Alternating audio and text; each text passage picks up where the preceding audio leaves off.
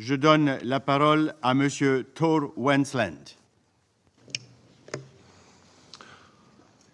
Mr. President, members of the Security Council, Excellency, we have now entered the second year of this horrific conflict, and the region is on the verge of yet another serious escalation. The violence in the occupied Palestinian territory and wider regions shows no signs of abating. Just yesterday in Gaza, Israeli forces struck a building in Beit Lahia, leaving at least 60 Palestinians killed, including at least 25 children, according to preliminary figures provided by Gaza Ministry of Health. This strike is yet another in a deadly series of recent mass casualty incidents in the northern part of the Gaza Strip. We are witnessing not only a horrific humanitarian nightmare, but a rapidly accelerating and unraveling of the prospects for a sustainable resolution to this conflict. Last week, I was again in Gaza Strip, and what I witnessed defies imagination. In the southern part of the Strip, I saw the sheer magnitude of the devastation this war has inflicted on the population. I saw immense destruction of residential buildings, roads, hospitals, and schools. I saw thousands of living in makeshift tents with nowhere else to go as winter is approaching. Let me add, Mr. President, anecdotally, that on the way from the crossing into Gaza up to the Japanese health compound in Khan Yunis, in and out of the Strip, I could only count 2 buildings, 2, that were not totally or partly destroyed.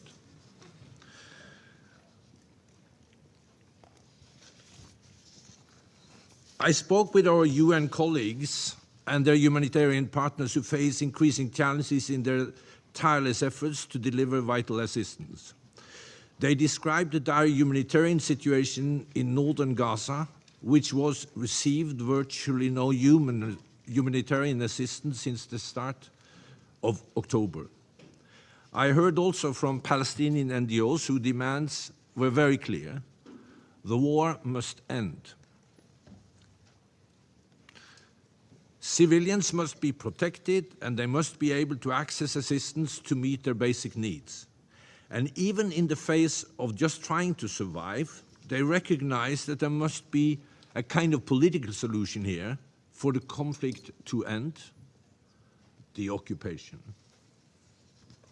In Israel, I've also heard, and repeatedly, the cries of victims. The 7th of this month was a grim marker of Hamas' horrific attack in Israel that terrorized the population and marked a year of captivity for hostages still held in Gaza in unbearable condition, denied ICRC visits, and their fates unknown. For them as well, this nightmare must end. And the hostages must be freed. Mr. President, we are also at the most dangerous juncture in the Middle East in decades. You were briefed yesterday by my colleague on the serious escalations between Iran and Israel this month. Meanwhile, the hostilities between Hezbollah and Israel are inflicting civilian casualties, massive displacement and destruction on both sides of the Blue Line. Armed groups operating from Yemen, Iraq, and Syria also continued to launch missiles and projectiles towards Israel. Israel has reportedly carried out dozens of airstrikes in Syria in the past month.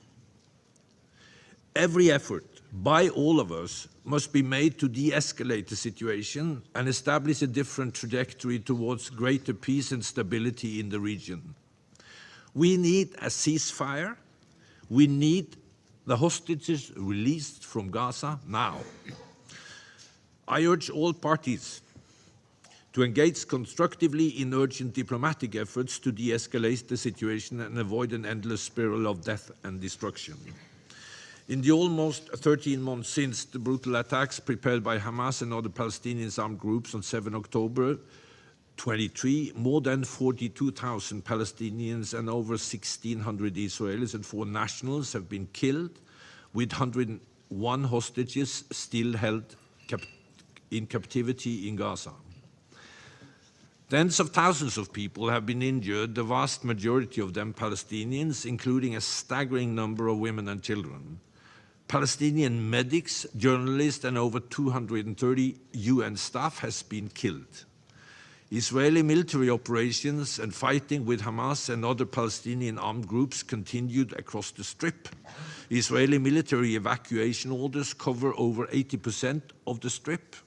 Nearly 2 million people are displaced. In recent weeks, Israeli military operations have intensified in the northern Strip, killing more scores of Palestinian.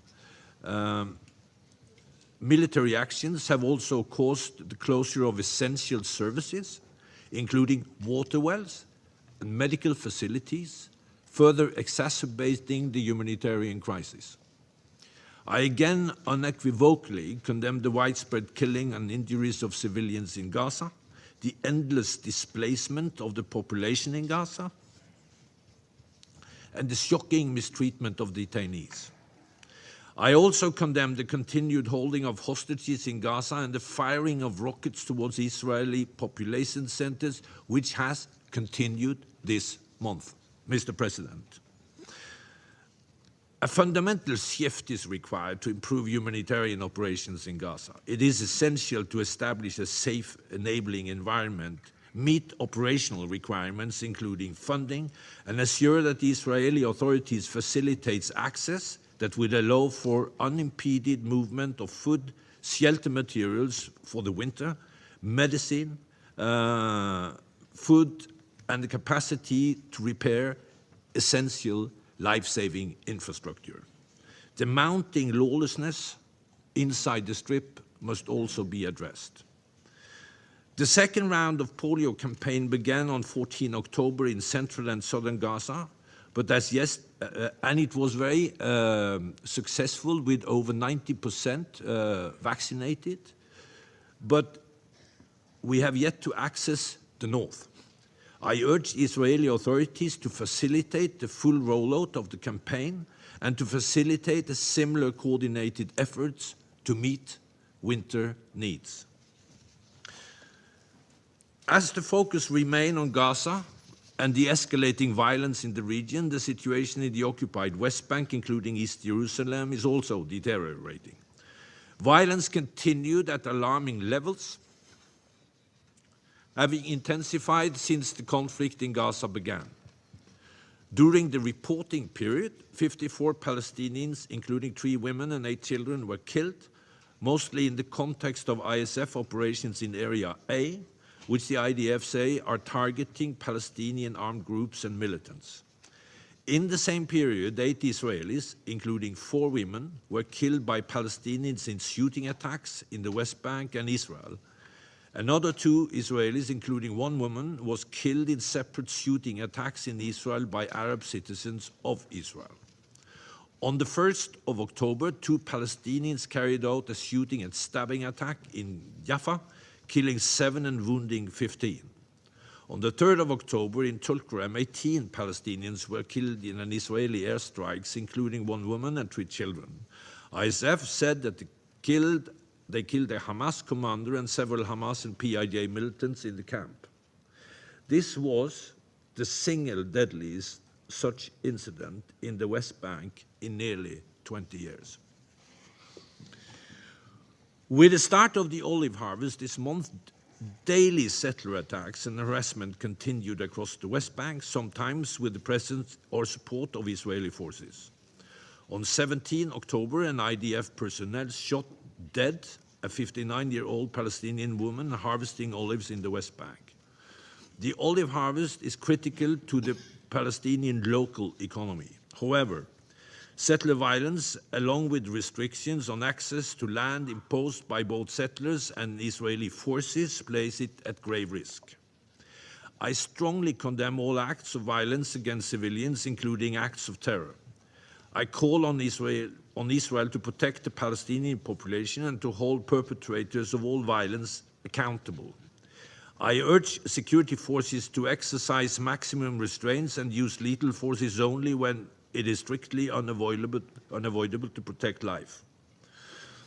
Mr. President, on 28 October, the Israeli Knesset adopted 2 laws on UNRWA, forbidding Israeli state officials from contact with UNRWA or its representatives and prohibiting UNRWA operations within what is referred to as the sovereign territory of the State of Israel. These developments risk the collapse of UNRWA's operational across the occupied Palestinian territory and severely undermine humanitarian operations in Gaza, which rely on UNRWA. These bills are set to go into effect in 90 days. The right of Palestinian refugees were set out in a General Assembly resolution that predates the creation of UNRWA. Unilateral steps, such as legislation, which seeks to not only undermine UN mandate work, but threaten to further set back a political resolution to the conflict on the basis of UN resolutions and international law, must be avoided. Mr. President, confluence of challenges across the region requires us to act with urgency to cease hostilities and de-escalate. We must have a ceasefire now. We must have release of hostages in Gaza now. Without a ceasefire, the fundamental shift required to scale up humanitarian assistance that can meet the current catastrophe in Gaza and to improve the situation for the humanitarian deliveries. We must also concretely advance a political resolution to the Israeli-Palestinian conflict, including by seizing irreversible and unilateral steps on the ground that undermine two-state solution. We urgently need a set of understandings to establish a political and security framework in Gaza in line with the principles I've outlined repeatedly to this Council. This framework must facilitate a Palestinian government structure that can reunify Gaza and the occupied West Bank, including East Jerusalem, politically, economically, and administratively, with no reductions in its territory, with no displacement of Palestinians from the Strip. All efforts to these ends must be prioritized. I'm very concerned that facts on the ground are being established that will undermine these core principles for years to come. This includes the attempt by Israel to dismantle UNRWA. I have repeatedly said there can be no long-term solution in Gaza that is not political. There must be a path to the end of the occupation and achieve a two-state solution. Mr. President, finally, Israelis and Palestinians don't deserve this unrelenting conflict that has ruined countless lives. They deserve a better future, one without open-ended conflict, occupation, and a regional war. We must do everything in our power to chart a course towards a just and lasting peace that will enable two-state solution and on the basis of UN resolution, previous agreements, and international law, with Jerusalem as the capital of both states. The UN stands ready to support all these efforts. I thank you. Je remercie M. Tom Wensland de son exposé. Et je donne maintenant la parole à l'observateur permanent de l'État observateur de Palestine.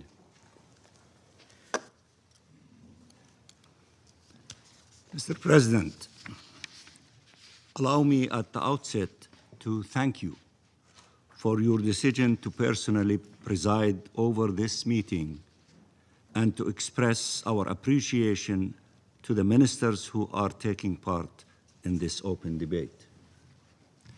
Allow me also to thank the briefer, Mr. Tor Wensland, and through him, the United Nations, as our organization continues trying to uphold its sacred mandate despite repeated Israeli attacks against the UN, its Secretary General, and its personnel. Mr. President, in the words of the UN High Commissioner for Human Rights, and I quote, "The darkest moment of the Gaza conflict is unfolding in the north of the Strip, where the Israeli military is effectively subjugating an entire population to bombing, siege, and risk of starvation. The Israeli government's policies and practices in northern Gaza risk emptying the area of all Palestinians. We are facing what could amount to atrocity, crimes, including potentially extending to crimes against humanity," end of quotation. The acting Undersecretary General for Humanitarian Affairs concluded on her part in the Security Council recently, and I quote, "The entire population of North Gaza is at risk of dying," end of quotation. Take a moment to grasp what that means. The entire population of North Gaza is at risk of dying. Hundreds of thousands of Palestinians are at risk of imminent death, faced with the death penalty for refusing to leave their land. I sat in the Security Council week after week, stood before the General Assembly week after week, hoping to be able to tell my people that help is on the way. They endured horrors that you watch on your TV screens and yet can barely comprehend, but their tormentors continue to be shielded and Palestinian victims continue to be abandoned. There is a lot of solidarity and empathy in this council and in these halls and around the world. Many countries are taking bold initiatives for justice to prevail, and we are grateful to all of them. But as we barely scratch the surface of ending Israel's impunity, Israel continues committing crimes after crime, defying every rule and all states assembled in these United Nations, betting that its will to kill and colonize will outweigh the collective will of the international community to save lives and achieve freedom and peace. Palestinians are besieged, bombed and starved, blamed for being killed. They have nowhere to go, and they know that if they leave, they will not be allowed to return. Israel denies that it is implementing the very plan you see it deploying before your eyes. It is outraged to be accused of crimes it has already confessed to.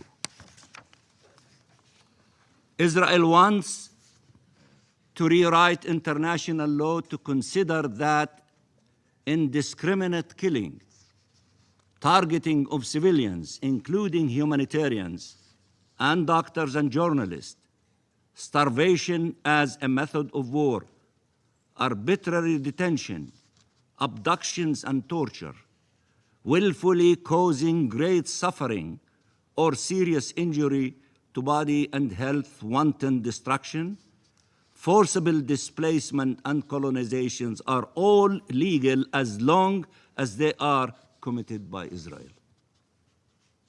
They are barbaric only if committed by others. Israel is inventing a law that adapts to and changes with the identity of the victims and the identity of the perpetrators. A racist, supremacist, inhumane law. Will you allow Israel to dehumanize us further as part of its attempt to erase us? Will you? Will Israel succeed in making the destruction of the Palestinian people, starting with northern Gaza, acceptable to you? Or at least convince you it is inevitable and there is nothing you can do about it?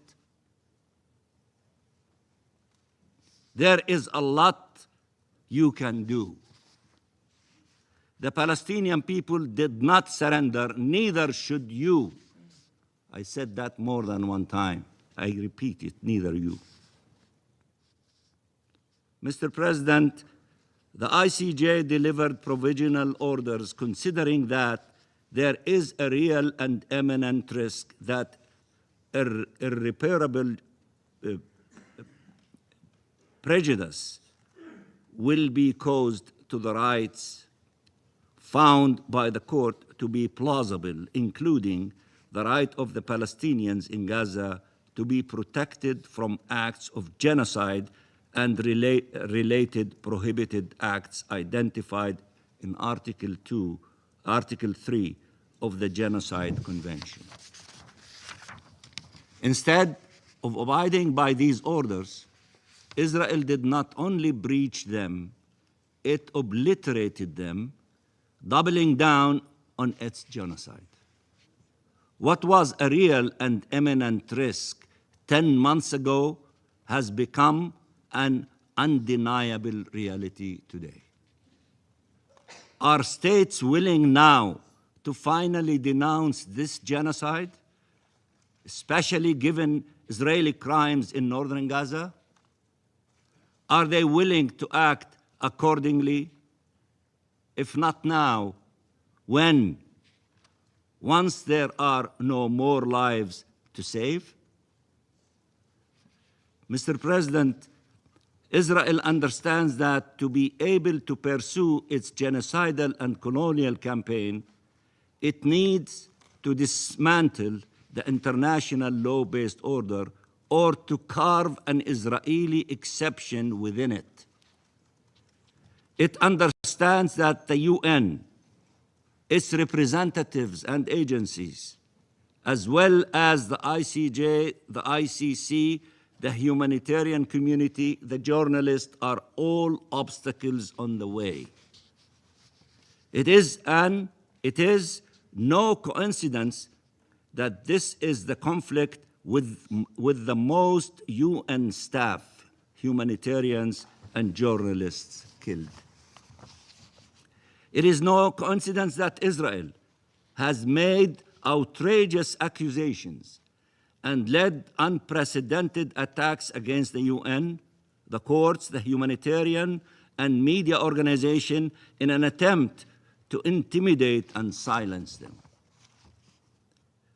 To better besiege the Palestinians, it needs to neutralize those who may provide them with help, those who could shed a light over the crimes against them, and those who may hold accountable those responsible.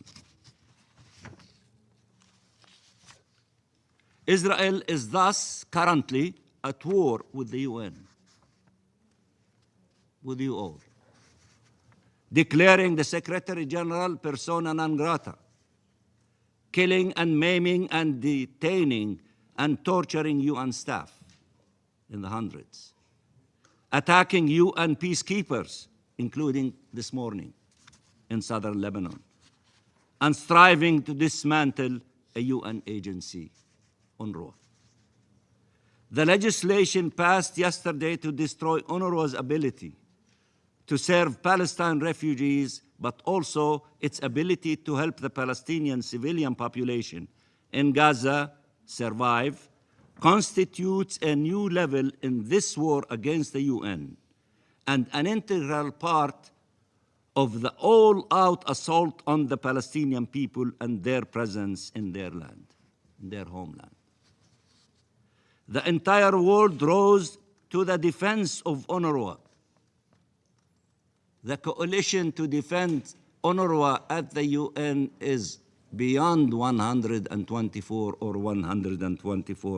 25 member states in the last few months, recognizing its vital role in providing life-saving assistance to generations of Palestinian refugees, insisting it is the backbone of the humanitarian response in Gaza, and emphasizing its role as a pillar of regional stability and a lifeline of hope.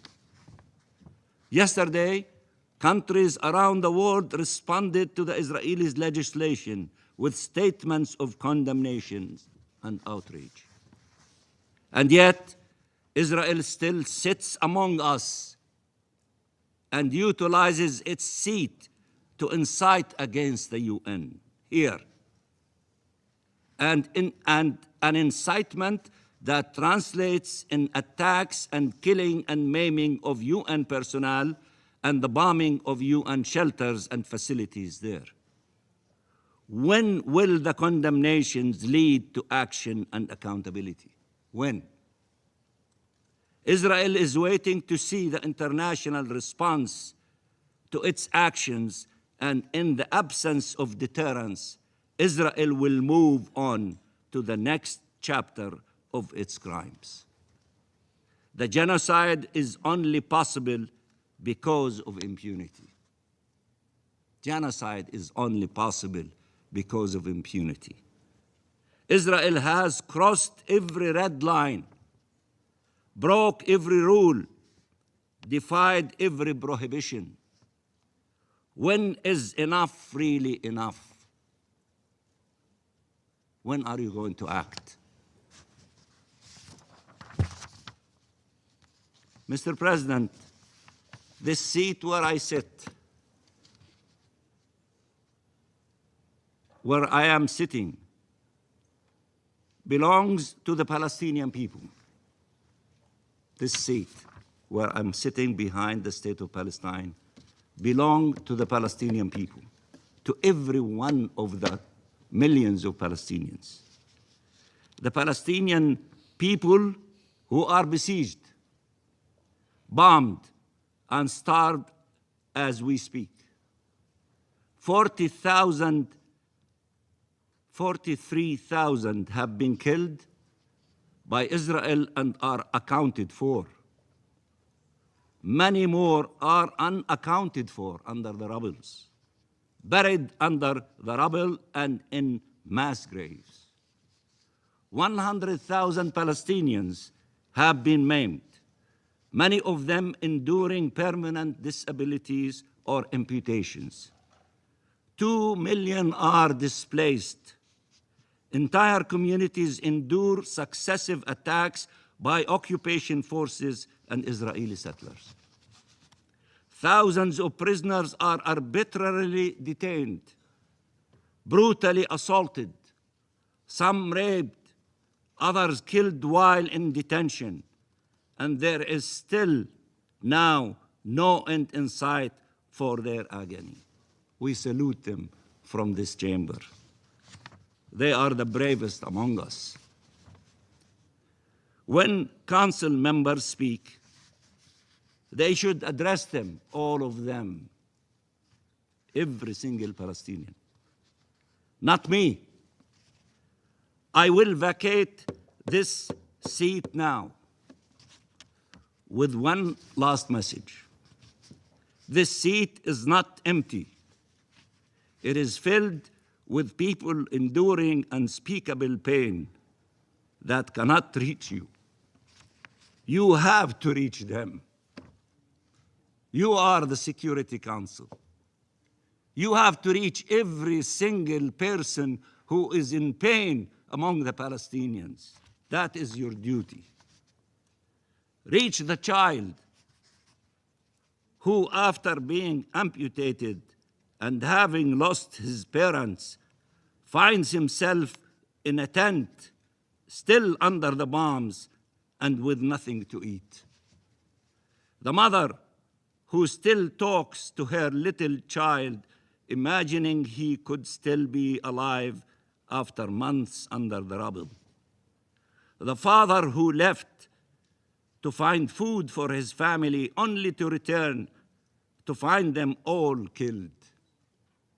Talk to them. Tell them what you intend to do. Tell them what you intend to do. Or tell them they are left alone to die. Honor the memory of those killed and save those who can still be saved by deciding on an immediate and unconditional ceasefire and the provision of life-saving assistance while all efforts continue to ensure implementation of this Council's resolutions. By ending impunity and ensuring accountability, by finally bringing to an end this terrible injustice. Let your actions match your words. Stop this genocide or forever remain silent. Thank you, Mr. President. Je remercie l'observateur permanent de l'État observateur de Palestine de sa déclaration et je donne maintenant la parole au représentant d'Israël. Thank you, Mr. President. Just a few days ago, many of you heard the testimony delivered by freed hostage Amit Susana here in the UN. She recounted her ordeal in chilling detail. Chained alone by the ankle, unable to move, and repeatedly sexually assaulted by a Hamas terrorist guard. She was forced to enter the bathroom at gunpoint. Her guard subjecting her to disturbing questions and violations, knowing full well what was going to happen next. After the assault, she was forbidden even to cry or show emotion. In her appeal to member states, she begged for urgent action to secure the release of others still held captive, warning against the blind eye she feels has turned to their suffering.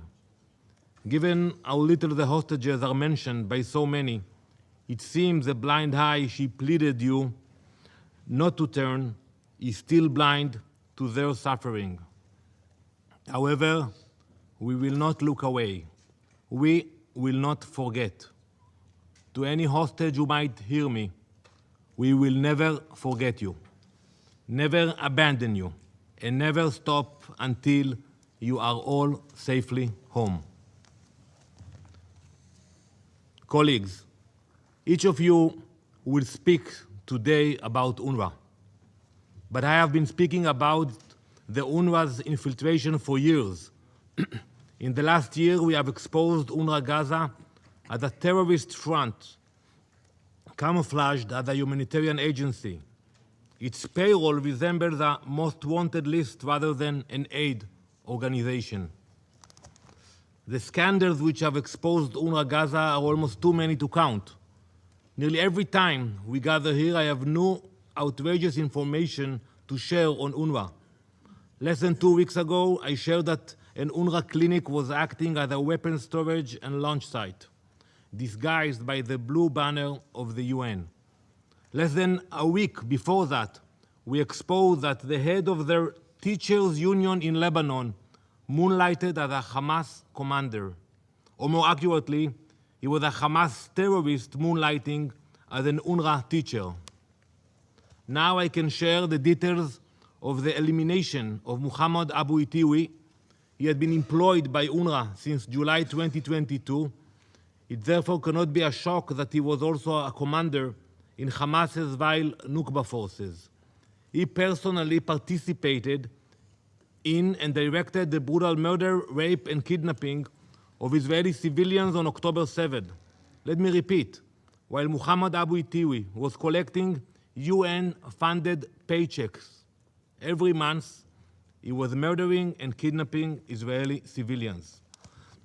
It was Abu Itiwi who led the savage rampage on the bomb shelter in Re'im in southern Israel. Dozens of young people hid for their lives while their friends were being raped and murdered at the Nova Music Festival. Abu Itiwi led his men in murdering almost all of the young people hiding in the shelter and kidnapping the survivors.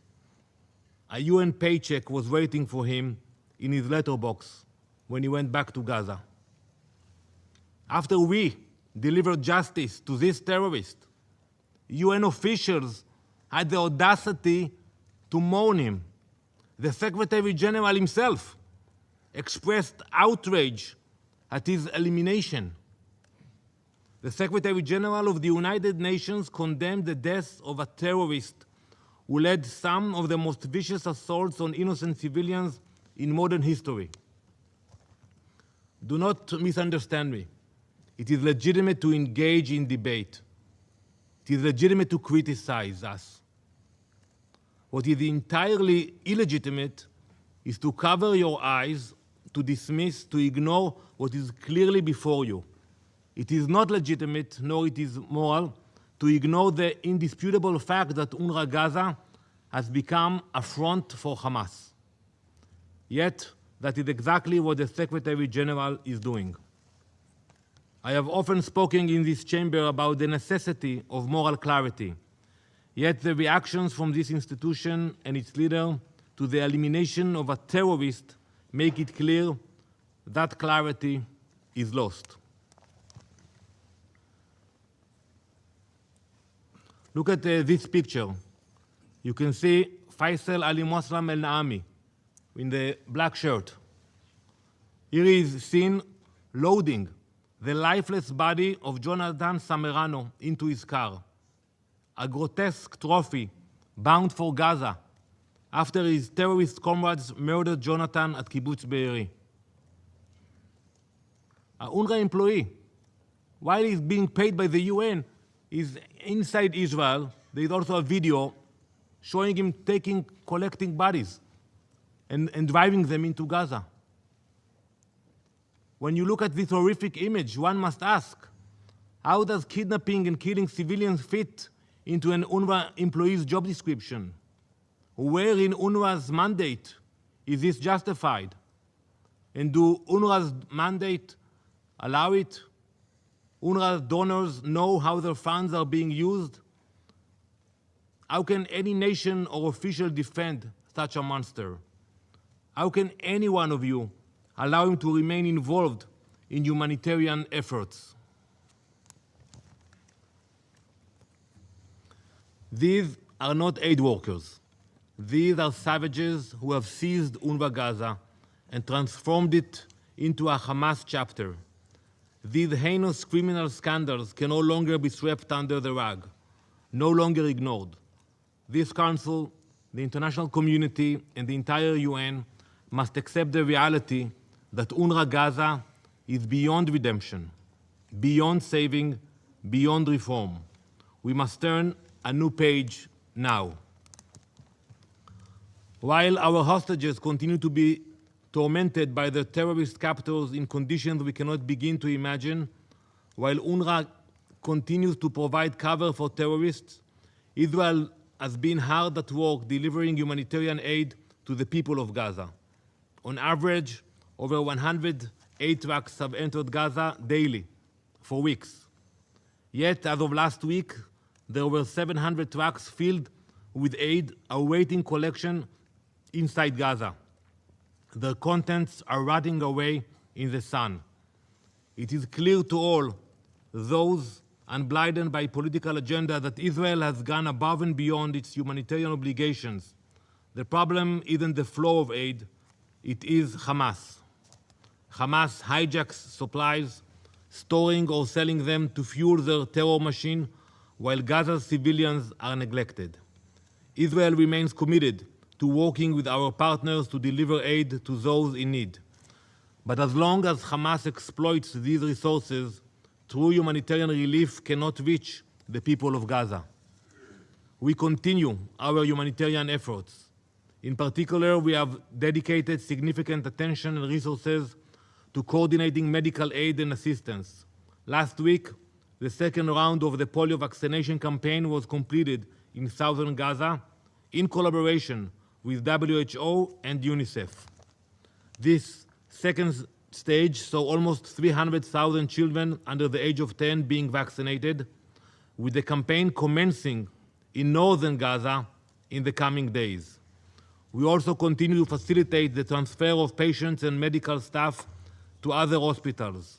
For example, on October 24th, our forces facilitated the transfer of patients, mostly children, from the Kamal Adwan Hospital to other hospitals in Gaza. And we thank our partners for their collaboration in such efforts. Colleagues, while Israel meets its humanitarian obligation in the south, fighting barbaric terrorists, we continue to drive Hezbollah from our border as they launched relentless attacks against our civilians. Another civilian was killed last night. However, it is not only our civilians whose lives Hezbollah risks. As we operate in southern Lebanon, our forces have located and dismantled dozens of tunnel shafts and terrorist infrastructure, eliminated dozens of terrorists, and located massive amounts of weapons. In one particular discovery, a weapons store containing grenade launchers, missiles, RPGs, and other weapons were hidden inside a mosque in the heart of a civilian neighborhood in Lebanon. These outrageous violations of Resolution 1701 and 1559, as well as basic laws of morality and decency, cannot be overstated. We have also proven time and time again the exploitation of UNIFIL positions by Hezbollah. We have presented mountains of evidence of Hezbollah, tunnels, bases, weapons, and observation posts placed within meters of UNIFIL bases. This situation cannot continue. UNIFIL neglected its reporting obligations on these flagrant violations for the past 2 decades. There must be change, and that change can only begin when we uproot Hezbollah from southern Lebanon, protecting Israeli and Lebanese civilians, along with the peacekeepers themselves. The Council must remember that the enemies we face do not care for human life. They do not care for the well-being of those they pretend to protect. They have only one aim: death and destruction. We have been under attack from 7 fronts for over a year now. We will continue to carry out all necessary operations in accordance with international law to ensure the safe and secure return of our 70,000 internal refugees. Mr. President, as we approach the 77th anniversary of the vote on the UN partition plan, some are under the impression that the UN somehow gifted Israel to the Jewish people, and that this gift must now be placed under a microscope. But make no mistake, you gifted us nothing. The land of Israel has been our homeland for over 3,000 years. That UN resolution was accepted by Israel, but was immediately rejected by the Arab states. Not only was it rejected, but it was also used as an opportunity to launch an invasion. They had every intention to wipe us from the face of the earth. Yet it was our strength, our resilience, our commitment that saved us from extermination. Today, that very same strength, resilience, and commitment empowers us once more, driving us to stand against the barbarism and evil which seeks to destroy us again. Do not forget, Israel was forged through our sacrifice, our blood, not your words. While our state is no longer an infant, we still face new and constant threats from those who desire our extinction. The international community should correct historic wrongs and support us in our efforts to defend our state and people. It must not continue to unfairly scrutinize Israel and enable the terrorists who still to this day hold our civilians hostage. To conclude, I would like to ask each of you to take a moment, not now, later today when you go back to your residence, put yourselves in our shoes. Imagine for a minute your country, surrounded on all sides by enemies attacking your people, your families, your homes, striving for your destruction. Ask yourselves frankly, what would you do? Thank you, Mr. President. Je remercie le représentant d'Israël de sa déclaration. Je vais maintenant faire une déclaration en ma qualité de conseiller fédéral et chef du département fédéral des affaires étrangères de la Suisse. Chers collègues, Excellences, Mesdames et Messieurs, la violence n'en finit plus de nourrir la violence en Israël, à Gaza, en Cisjordanie et à Jérusalem-Est. Une spirale qui gagne désormais toute la région. Cette dynamique conflictuelle dure depuis des décennies et s'est hélas encore empirée depuis les actes de terreur du Hamas contre Israël le 7 octobre 2023. On est désormais hors de toute humanité. Depuis lors, ce Conseil a adopté 4 résolutions que la Suisse a soutenues. Elles appellent à la libération immédiate et inconditionnelle des otages, à un cessez-le-feu à Gaza, au respect du droit international, à la protection des civils et à un accès sans entrave à l'aide humanitaire. Or, aucune de ces résolutions n'a été mise en œuvre, ce qui mine la crédibilité de ce Conseil. Les conventions de Genève, tout comme le droit international, sont régulièrement bafouées par tous les acteurs, étatiques ou non. Ceci est inacceptable. Plus d'une année après le 7 octobre 2023, le Hamas détient encore 97 otages et poursuit ses hostilités de manière indiscriminée envers Israël. Plus d'une année après ces actes de terreur, l'escalade régionale n'a pas pu être empêchée. Mesdames et Messieurs, chers collègues, appeler encore et encore les parties au conflit à respecter et à mettre en œuvre les décisions de ce Conseil est un exercice qui devient vide de sens. C'est un véritable drame au vu de la nécessité croissante de mettre en œuvre nos décisions. Lancer des appels ne sert pas à grand-chose si nous toutes et tous, aussi bien dans cette salle que sur le champ de bataille, ne sommes pas à la hauteur de nos responsabilités. Une responsabilité qui nous incombe en tant que signataires des conventions de Genève. Nous avons besoin d'une forte volonté de toutes les autres parties contractantes pour garantir plus d'humanité dans la guerre. Le 18 septembre dernier, la Suisse a répondu présent à la décision de l'Assemblée générale de l'ONU d'organiser à Genève une conférence de hautes parties contractantes sur la mise en œuvre de la 4e Convention de Genève relative à la protection des civils dans le territoire palestinien occupé, y compris Jérusalem-Est. Mon pays se prépare à assumer cette tâche. Excellences, Mesdames et Messieurs les ministres, il est temps de trouver une issue à ce conflit. La décision prise hier par le Parlement israélien à l'encontre de l'UNRWA marque un nouveau tournant dans ce conflit. Non seulement cette décision est en grande partie incompatible avec le droit international, mais elle menace l'assistance humanitaire à la population civile en proie à des grandes souffrances. Une assistance jusqu'ici assurée par l'UNRWA.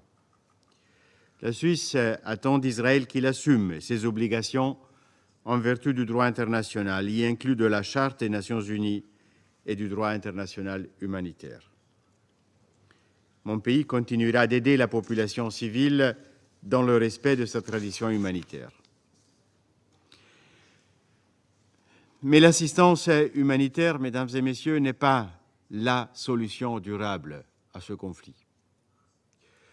Je crois fermement que la paix au Proche-Orient se fera par la voie politique ou ne se fera pas. Le moment est ainsi venu d'accélérer les efforts des pays engagés dans la recherche d'une telle solution.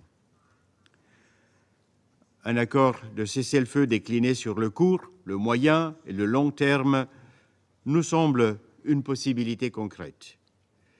La Suisse continue de croire qu'une solution politique à deux États est également possible et souhaitée.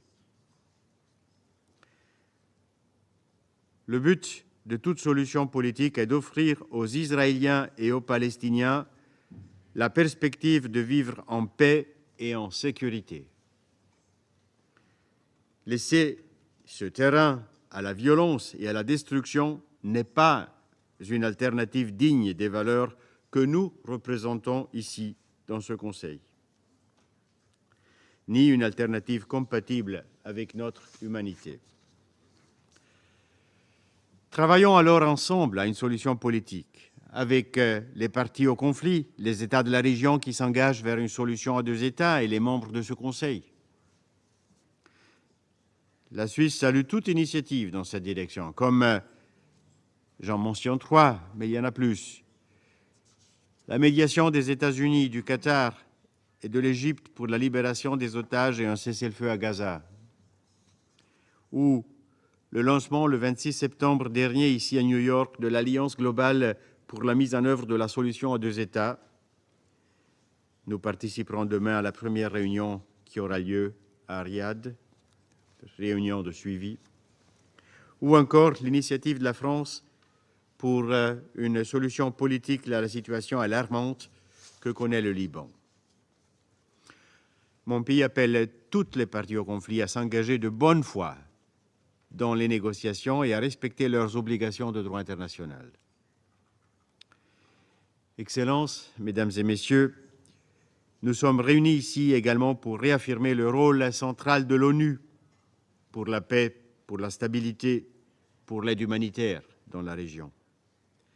Toute agence de l'ONU doit pouvoir faire son travail et venir en aide aux individus dans le besoin.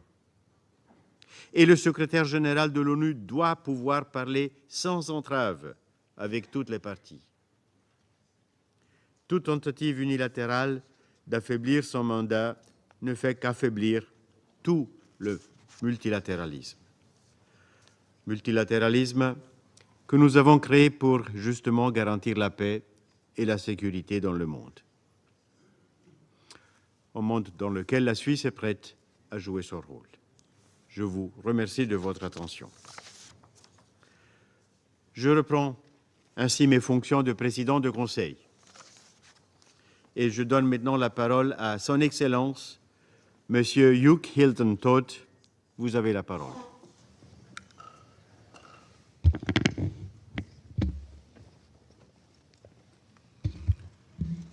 Thank you, Mr. President. I would also like to thank the Special Coordinator, Tor Westland, for his briefing. Mr. President, the war in Gaza has set several new and unacceptable bars. Among them, a rapid decline in the nutritional status of the population in Gaza, not seen anywhere else on the globe. The highest number of humanitarian workers killed in a single conflict globally. Further, more women and children have been killed in this Gaza war than in any other recent conflict in a single year. We have witnessed too often the tragic irony of sophisticated precision weaponry striking innocent human beings instead of military targets.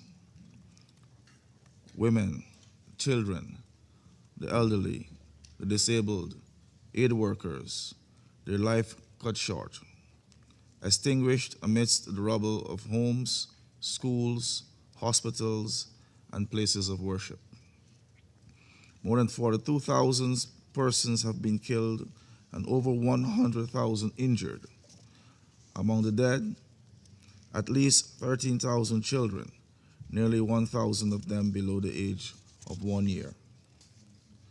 Mr. President, Guyana remains deeply troubled by the ongoing situation in North Gaza, where the population has been under siege and subject to a bombing campaign for more than 3 weeks. We share the concern of the United Nations Human Rights Office that Israeli military action in the northmost governorate of Gaza may be causing the destruction of the Palestinian population. We call on Israel to comply with its obligations under international law regarding the protection of the inhabitants of the territory which it is illegally occupying as determined by the International Court of Justice. All this is happening in full glare through an unprecedented flow of information in real time about the atrocities being perpetrated. The world today is much better positioned than we were 30 years ago. For example, to act based on real-time information. Against this reality, inaction in the face of such overwhelming human suffering to which we are witness every single day cannot be justified. Guyana appeals to this Council to unite to halt the unceasing onslaught of the Palestinians in Gaza and to help de-escalate and stabilize the situation in the wider Middle East. To do otherwise would be to abrogate our primary responsibility for the maintenance of international peace and security. Mr. President, the hopes for peace for Palestinians are to be extinguished even as the risks to peace for Israelis continue to mount. We are concerned that the prospects for the future of peace in the Middle East will further be endangered if the persistent cycle of violence and recrimination is not curtailed.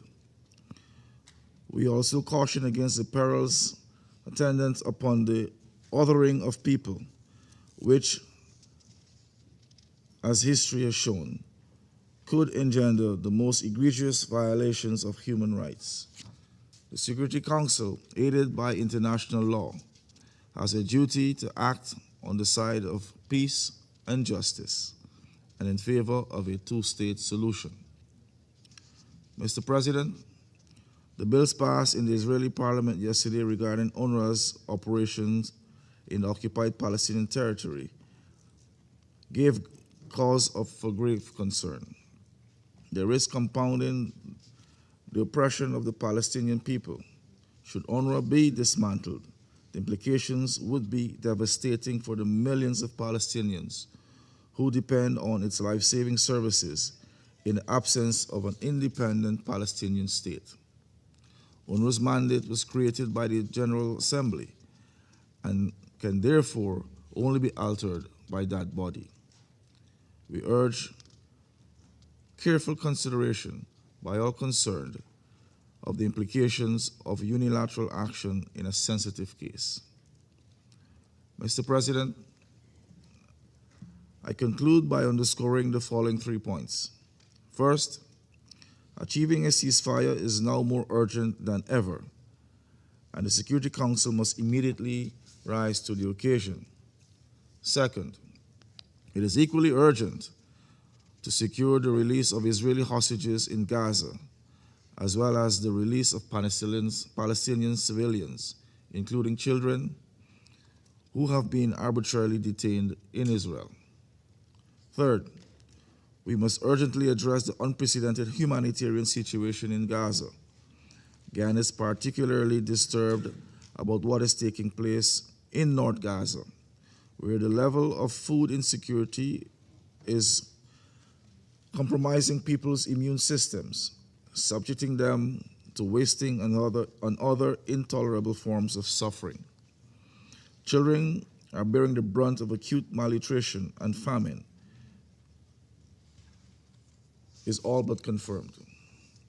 Let us act now to end this war and the suffering of the Palestinian people. Our common humanity demands it. I thank you. Je remercie Son Excellence Monsieur Hugh Hilton Todd, ministre des Affaires étrangères de la coopération internationale du Guyana, de sa déclaration. Je donne maintenant la parole à Son Excellence Madame Linda Thomas Greenfield, représentante permanente des États-Unis et membre du cabinet du président Biden. Thank you, Mr. President. Thank you, Coordinator Winsland, for your sobering briefing. I don't know how many people in this room have watched a child die of starvation. I have. It was nearly 3 decades ago, but it's the kind of memory that one doesn't forget. Her rib bones poking out from under her skin, bloated belly, gaunt eyes, and I remember her mother's eyes filled with despair. And I think about her as we have seen reports that no food assistance has reached Jabalia or Beit Lahia since early October. About the ribs and the bellies, the eyes of children in northern Gaza, and about their parents, themselves having gone days without food, desperate to save them. This unimaginable suffering was set in motion by Hamas on October 7th, and the United States has not been shy about criticizing this council's failure to condemn Hamas's atrocities and repeated violations of international law. Many in this council have not done as of yet. At the same time, the United States has made clear to Prime Minister Netanyahu that 1 year into this conflict, Israel must address the catastrophic humanitarian crisis in Gaza, that the United States rejects any Israeli efforts to starve Palestinians in Jabalia or anywhere else, and that Israel's words must be matched by action on the ground. Right now, that is not happening. This must change immediately. The U.S. has stated clearly that Israel must allow food, medicine, and other supplies into all of Gaza, especially the north, and especially as winter sets in, and protect the workers distributing it. In this regard, I reiterate our deep concerns about legislation adopted by the Knesset regarding UNRWA. There's no denying the fact some UNRWA personnel were involved in the October 7 attacks. This council heard directly from families of hostages taken into Gaza by UNRWA staff, as we just heard from the Israeli ambassador. UNRWA itself has confirmed that there were some Hamas members found among its personnel. In addition, though we acknowledge the steps UNRWA has taken to implement the reforms outlined in the Kelowna report, we need this progress to accelerate. And we call on the Secretary General to create a mechanism to review and address allegations that UNRWA personnel have ties to Hamas and other terrorist groups. At the same time, we know that right now, there's no alternative to UNRWA when it comes to delivering food and other life-saving aid in Gaza. Therefore, we have concerns about this legislation being implemented. Instead of speaking at one another, Israel and the UN must speak to one another to address the fears that led to the Knesset's legislation and to ensure that UNRWA can fulfill its critical mandate, rebuild confidence in its mission, and the hundreds of staff who are not associated with Hamas. In addition, as President Biden has reiterated, Israel must conduct its operations in Gaza in a way that protects civilians, and adheres to international law. Efforts by the Israeli government to facilitate humanitarian assistance is appreciated, but much more has to be done. We all know that Hamas uses schools, it uses hospitals, and ambulances to hide weapons and fighters. But harrowing reports of medical staff being arrested by Israeli forces at hospitals in northern Gaza are also deeply troubling. We urge Israel to publicly address these allegations immediately. And we reiterate there must be no forcible displacement, no reoccupation, and no territorial reduction of Gaza, period. Colleagues, in addition to sounding the alarm over the urgent humanitarian situation in Gaza, we must also not ignore the rising violence in the West Bank. Israeli authorities must intervene when extremist settlers launch attacks and hold perpetrators to account. The United States will continue to sanction actors that commit and enable violent activities or foment extreme instability and violence against civilians in the West Bank. What's more, the United States has been clear. The Israeli government's settlement program is inconsistent with international law and harmful to the prospect of a two-state solution. So too is undermining the West Bank's economy. We urge Israel to release withheld clearance revenues and extend waivers for Israeli banks, helping maintain correspondent banking relationships with the Palestinian equivalents, especially given assessments that these institutions can adequately prevent money laundering and financing of terrorism. Colleagues, I know it feels impossible with so much suffering now to think about the day after, but we must reject the false choice between alleviating pain today and preventing it tomorrow. The elimination of Sinwar, along with much of Hamas's senior leadership and terrorist infrastructure, presents an opportunity for the parties to re-engage and, most importantly, finalize a ceasefire deal with hostage release consistent with Resolution 2735, to begin taking steps to achieve a day after in Gaza without Hamas in power, terrorizing Israelis and Palestinians alike, and to work toward a political settlement that provides a better future for Israelis and Palestinians.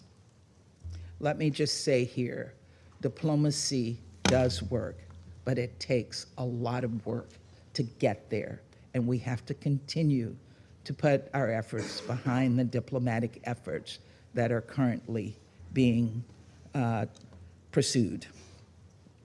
We have the urgent responsibility to stop the suffering of Palestinian civilians and to secure the release of hostages, to alleviate their suffering and that of their families, to make the most of this moment and ensure the parties to the conflict do the same.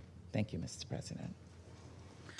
Je remercie Son Excellence, Madame Thomas Greenfield, de sa déclaration. Et je donne à présent la parole au représentant de l'Algérie. Monsieur le Président, Excellence, Monsieur Ignacio Cassis, at the outset, I would like to thank you for convening this meeting of the Security Council. And we extend our sincere thanks to Mr. Wensland for his briefing. For over a year now, the Middle East, and Palestine in particular, have been gripped by worsening violence. The brutal Israeli aggression escalates daily, spilling over into Lebanon, into Syria, and beyond. A real threat to regional stability, as well as international peace and security. We witness entire communities facing death, starvation, and outbreaks.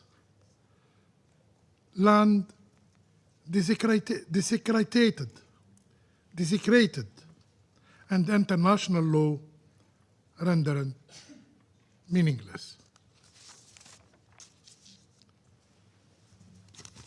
Indeed, the framework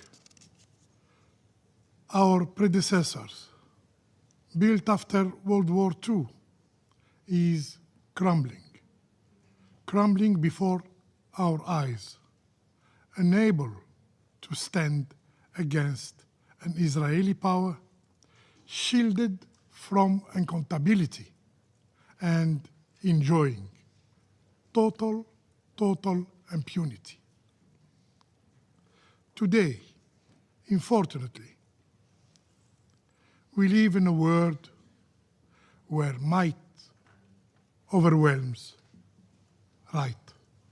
Mr. President, as stated in different reliable reports and confirmed by Mr. Winesland today in his briefing, the situation in northern Gaza is beyond catastrophic. Just yesterday, in Gaza, Israeli forces struck a building in Beit Lahya, leaving at least 60 Palestinians killed, including at least 25 children. To grasp the unprecedented level of destruction in Gaza, one only needs to look at the New York Times today. It's hard to find in Gaza a single building that remains undamaged. This destruction is not driven by military objectives, but rather reflects a policy, an Israeli policy, aimed at forcibly displacing Palestinians from their homes. As one UNRWA staff member described, people in northern Gaza are waiting for death. They are feeling abandoned, hopeless, and alone. For 3 weeks now, relentless bombing have denied even UN staff access to food and medical care. And the healthcare system in Gaza is on the brink of collapse. Kamal Adwan Hospital, who suffered several bombardments, is barely functioning, with no more blood unit, no shroud, and no basic medical supplies. As the hospital director said, we were expecting humanitarian aid to arrive, as promised by the international community, as promised by the Security Council. What we had? Only Israeli tanks came instead. Amid this crisis, polio vaccination campaign is halted now, leaving children unprotected. Furthermore, in the south of Gaza, conditions are not even better. Worse still, the situation is rapidly deteriorating as the Israeli occupation weaponizes starvation against civilians, especially children, by denying them essential food. According to verified figures, during last year, more than 200,000 aid trucks have been barred from entering Gaza. This is the real face of an Israeli occupation that threats Palestinians as less than human beings. Mr. President, UNRWA, the lifeline of hundreds of thousands of Palestinians, faces relentless attacks by the occupying power. 231 staff members of UNRWA have been killed.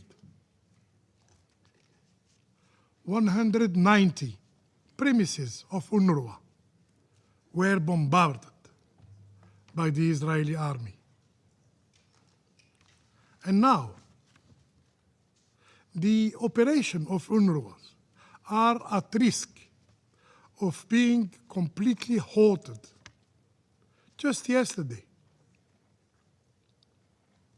the Israeli authorities adopted 2 bills aiming at halting UNRWA activities in the occupied Palestinian authorities territory.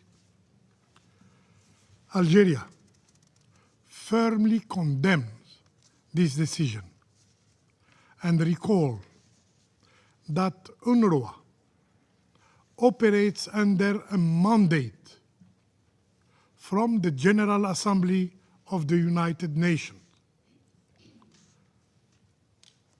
warranting our collective defense and support. And UNRWA is irreplaceable, and UNRWA is indispensable.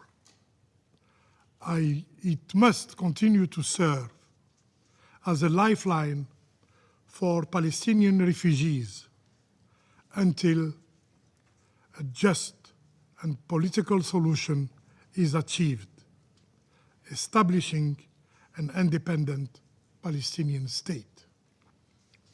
Mr. President,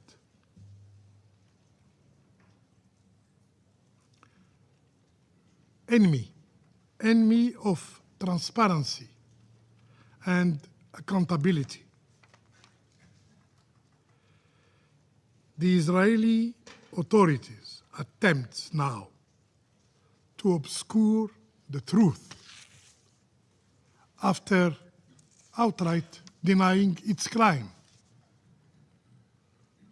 It has even dared to threat our multilateral bodies dealing with its flagrant violation of international law, of international humanitarian law, some of which these multilateral bodies regrettably have succumbed to this pressure. As global conscience increasingly reject images of death and destruction, calling for an end of the Israeli and occupier and checkered actions.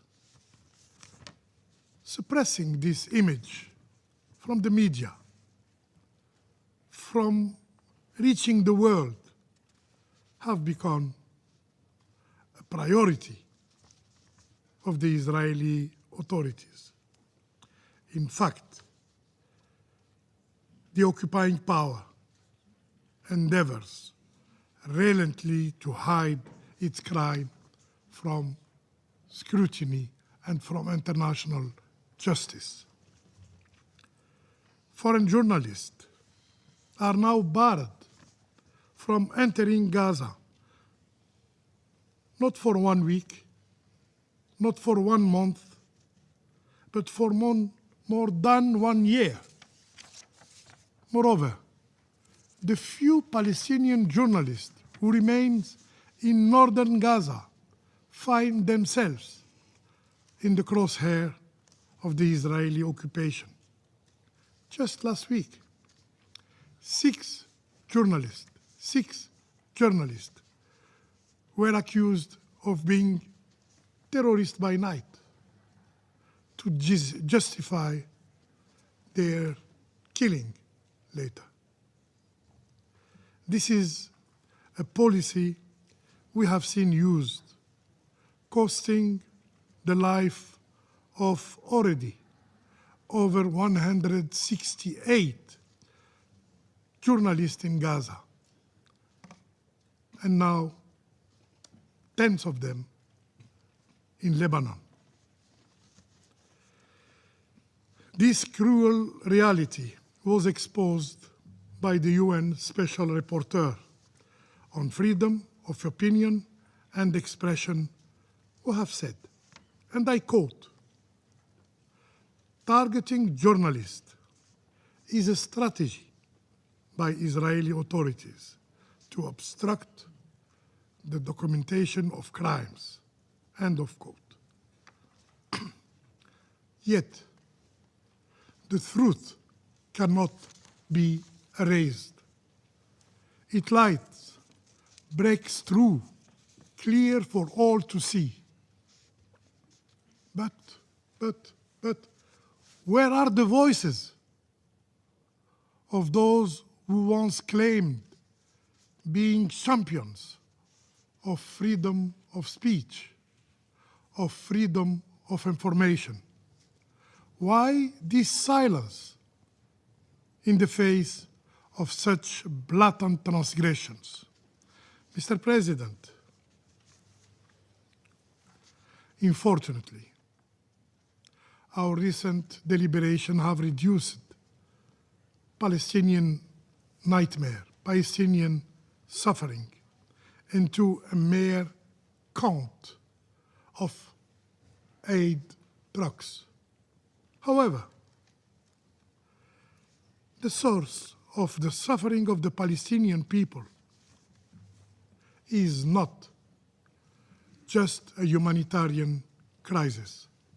It is a political crisis rooted in decades of occupation, decades of oppression, dating back to the Nakba. In this regard, the international community failure to uphold their inalienable right have deepened the tragedy. The core issue in the Middle East is the occupation, is the oppression.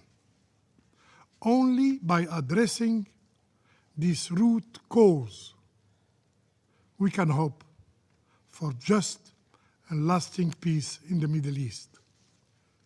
Let's work together to impose, yes, to impose an immediate and unconditional ceasefire in Gaza, in Lebanon, and to launch a genuine peace process that bring an end to the occupation of Arab land. I thank you. Je remercie le représentant de l'Algérie de sa déclaration. Je donne à présent la parole au représentant de la République de Corée. Thank you, Mr. President. I would also like to thank Special Coordinator Tor Wensland for his briefing.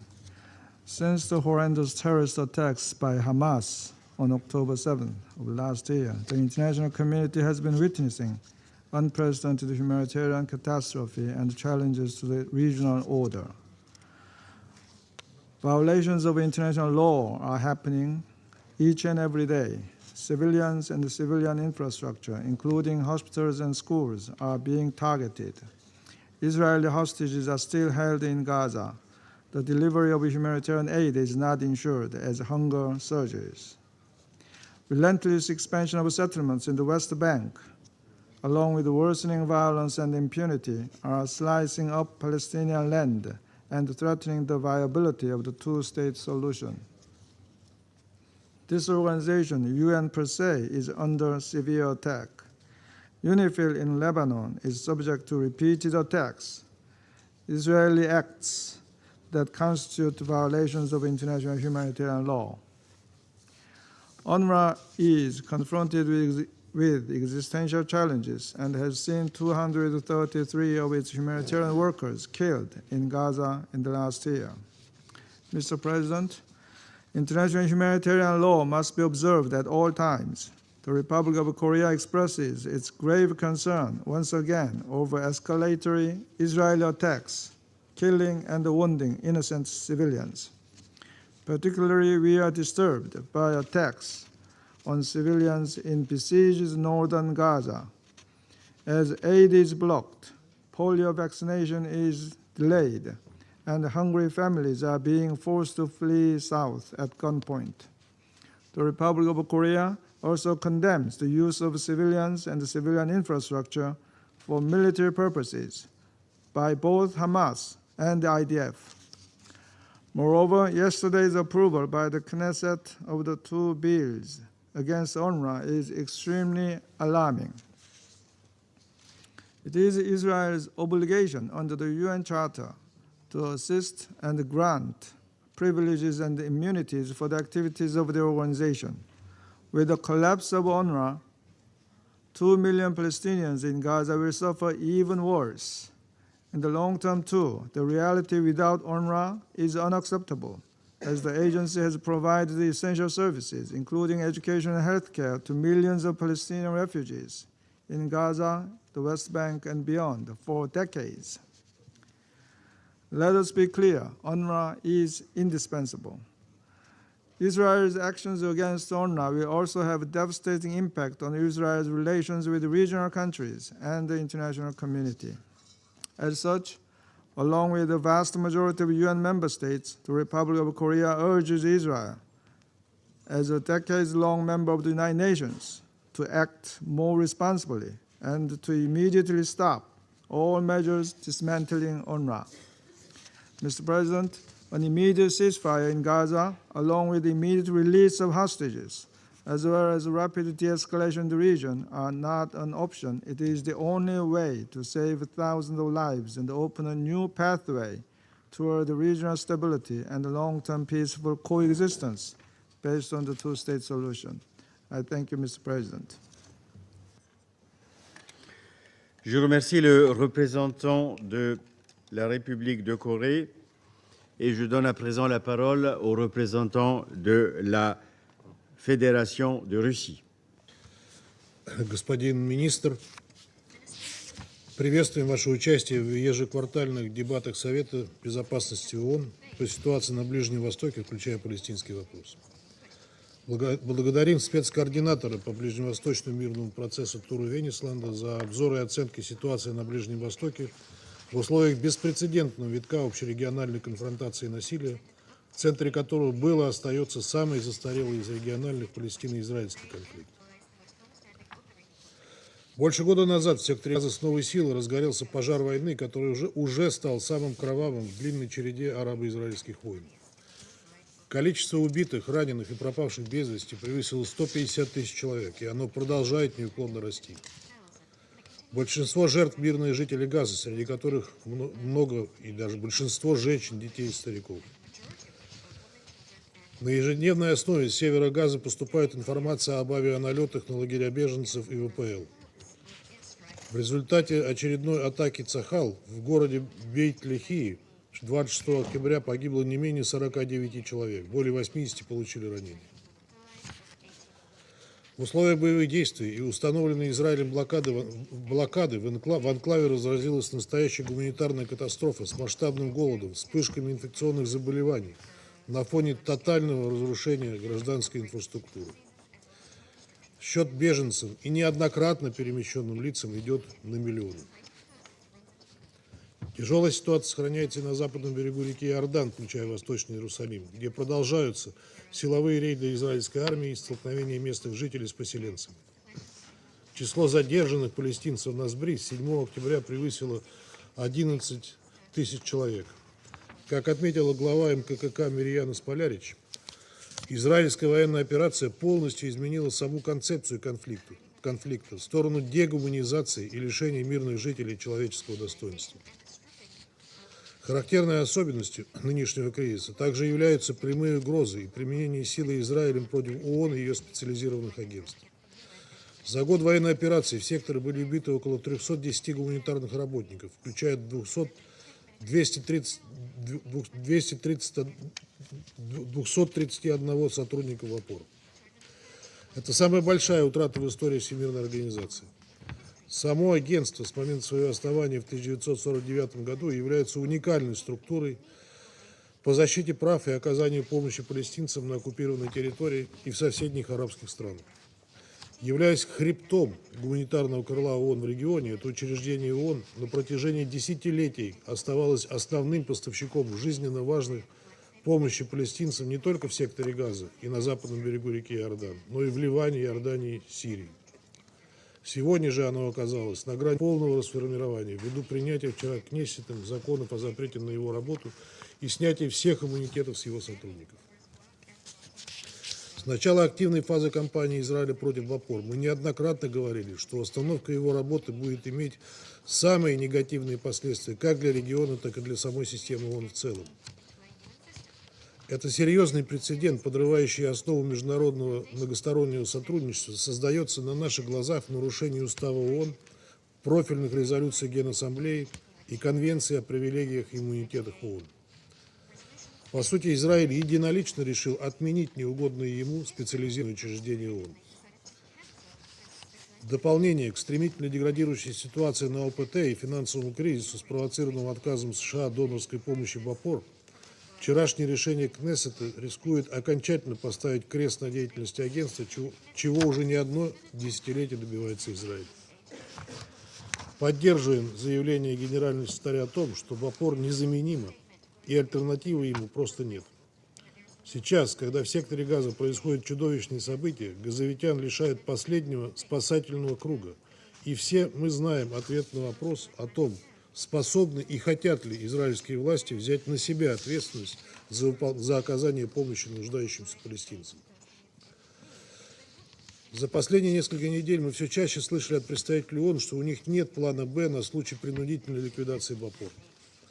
Что шансов на то, что эти законы не начнут реализовываться, почти не осталось.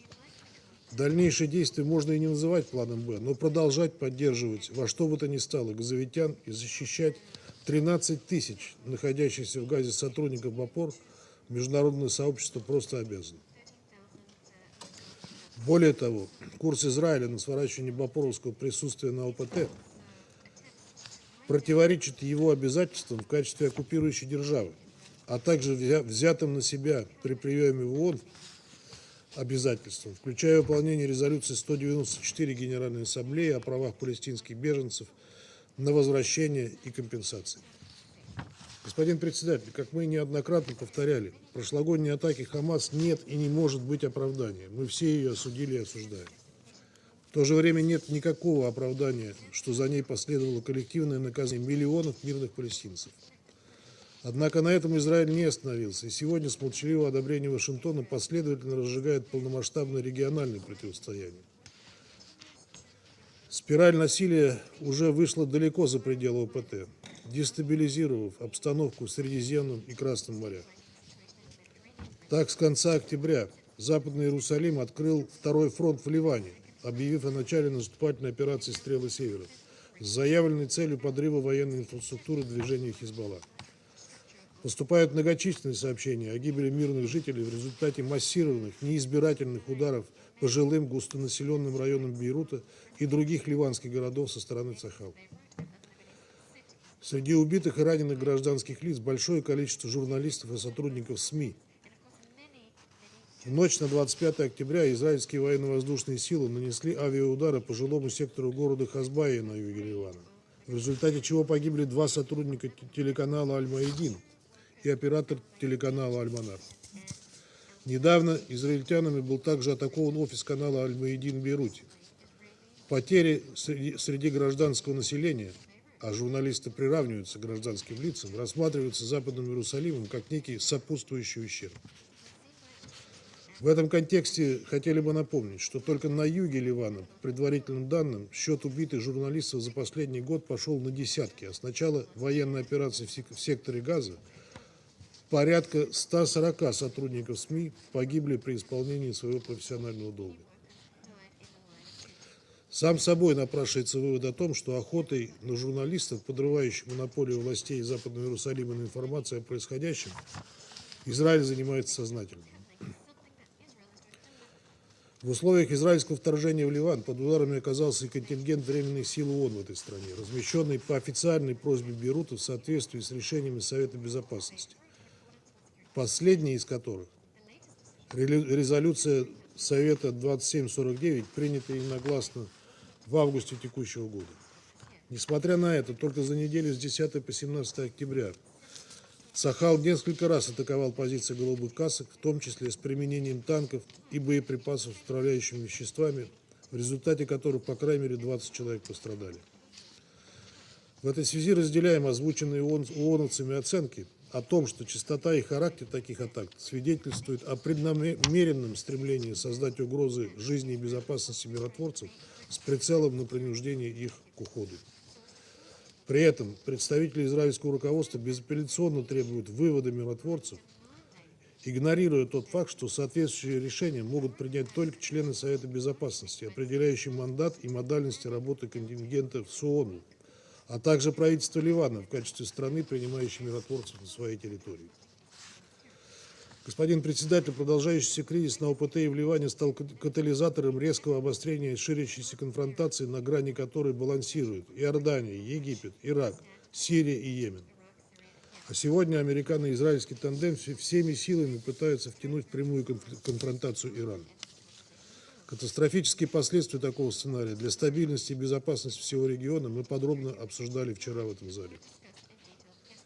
Мы уже неоднократно говорили, что первопричины рецидивных вспышек насилия кроются в неурегулированности палестино-израильского конфликта на основе известных решений Совета Безопасности Генеральной Ассамблеи ООН. С самого начала этого беспрецедентного кризиса государственными членами Генассамблеи и Советом Безопасности было принято несколько резолюций, направленных на деэскалацию насилия в Газе. Однако все они до сих пор остаются лишь на бумаге.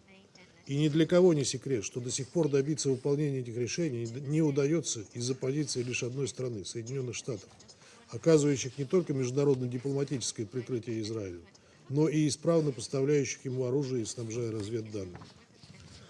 Параллельно Вашингтон парализует работу Совета, не пропуская никаких решений, которые хоть как-то могли бы ограничить свободу рук их ближневосточному союзнику. Взамен наши американские коллеги навязывают членам Совета собственные идеи, не пользующиеся поддержкой даже израильтян, чьих интересы они якобы сформулировали. Я имею в виду так называемый план Байдена по Газе, который так и не сработал, а также инициативу по перемирию в Ливане, которую сходу отверг премьер-министр Израиля Нетаньяху. Нашим американским коллегам необходимо перестать саботировать соответствующие новые инициативы Совета. Этого, как показывает последнее голосование в Генеральной Ассамблее, от них ждет подавляющее большинство государств-членов Всемирной организации. Неужели 40 тысяч с лишним погибших палестинцев недостаточно для того, чтобы заставить Вашингтон работать вместе с остальными членами Совета. Ведь, как мы уже неоднократно убеждались, любые односторонние схемы по замирению Израиля со своими соседями без справедливого решения палестинского вопроса к миру на Ближнем Востоке не приведут и чреваты лишь новыми витками эскалации, подобной той, которую регион переживает сейчас. Господин председатель, безусловно, израильтяне имеют право на обеспечение собственной безопасности.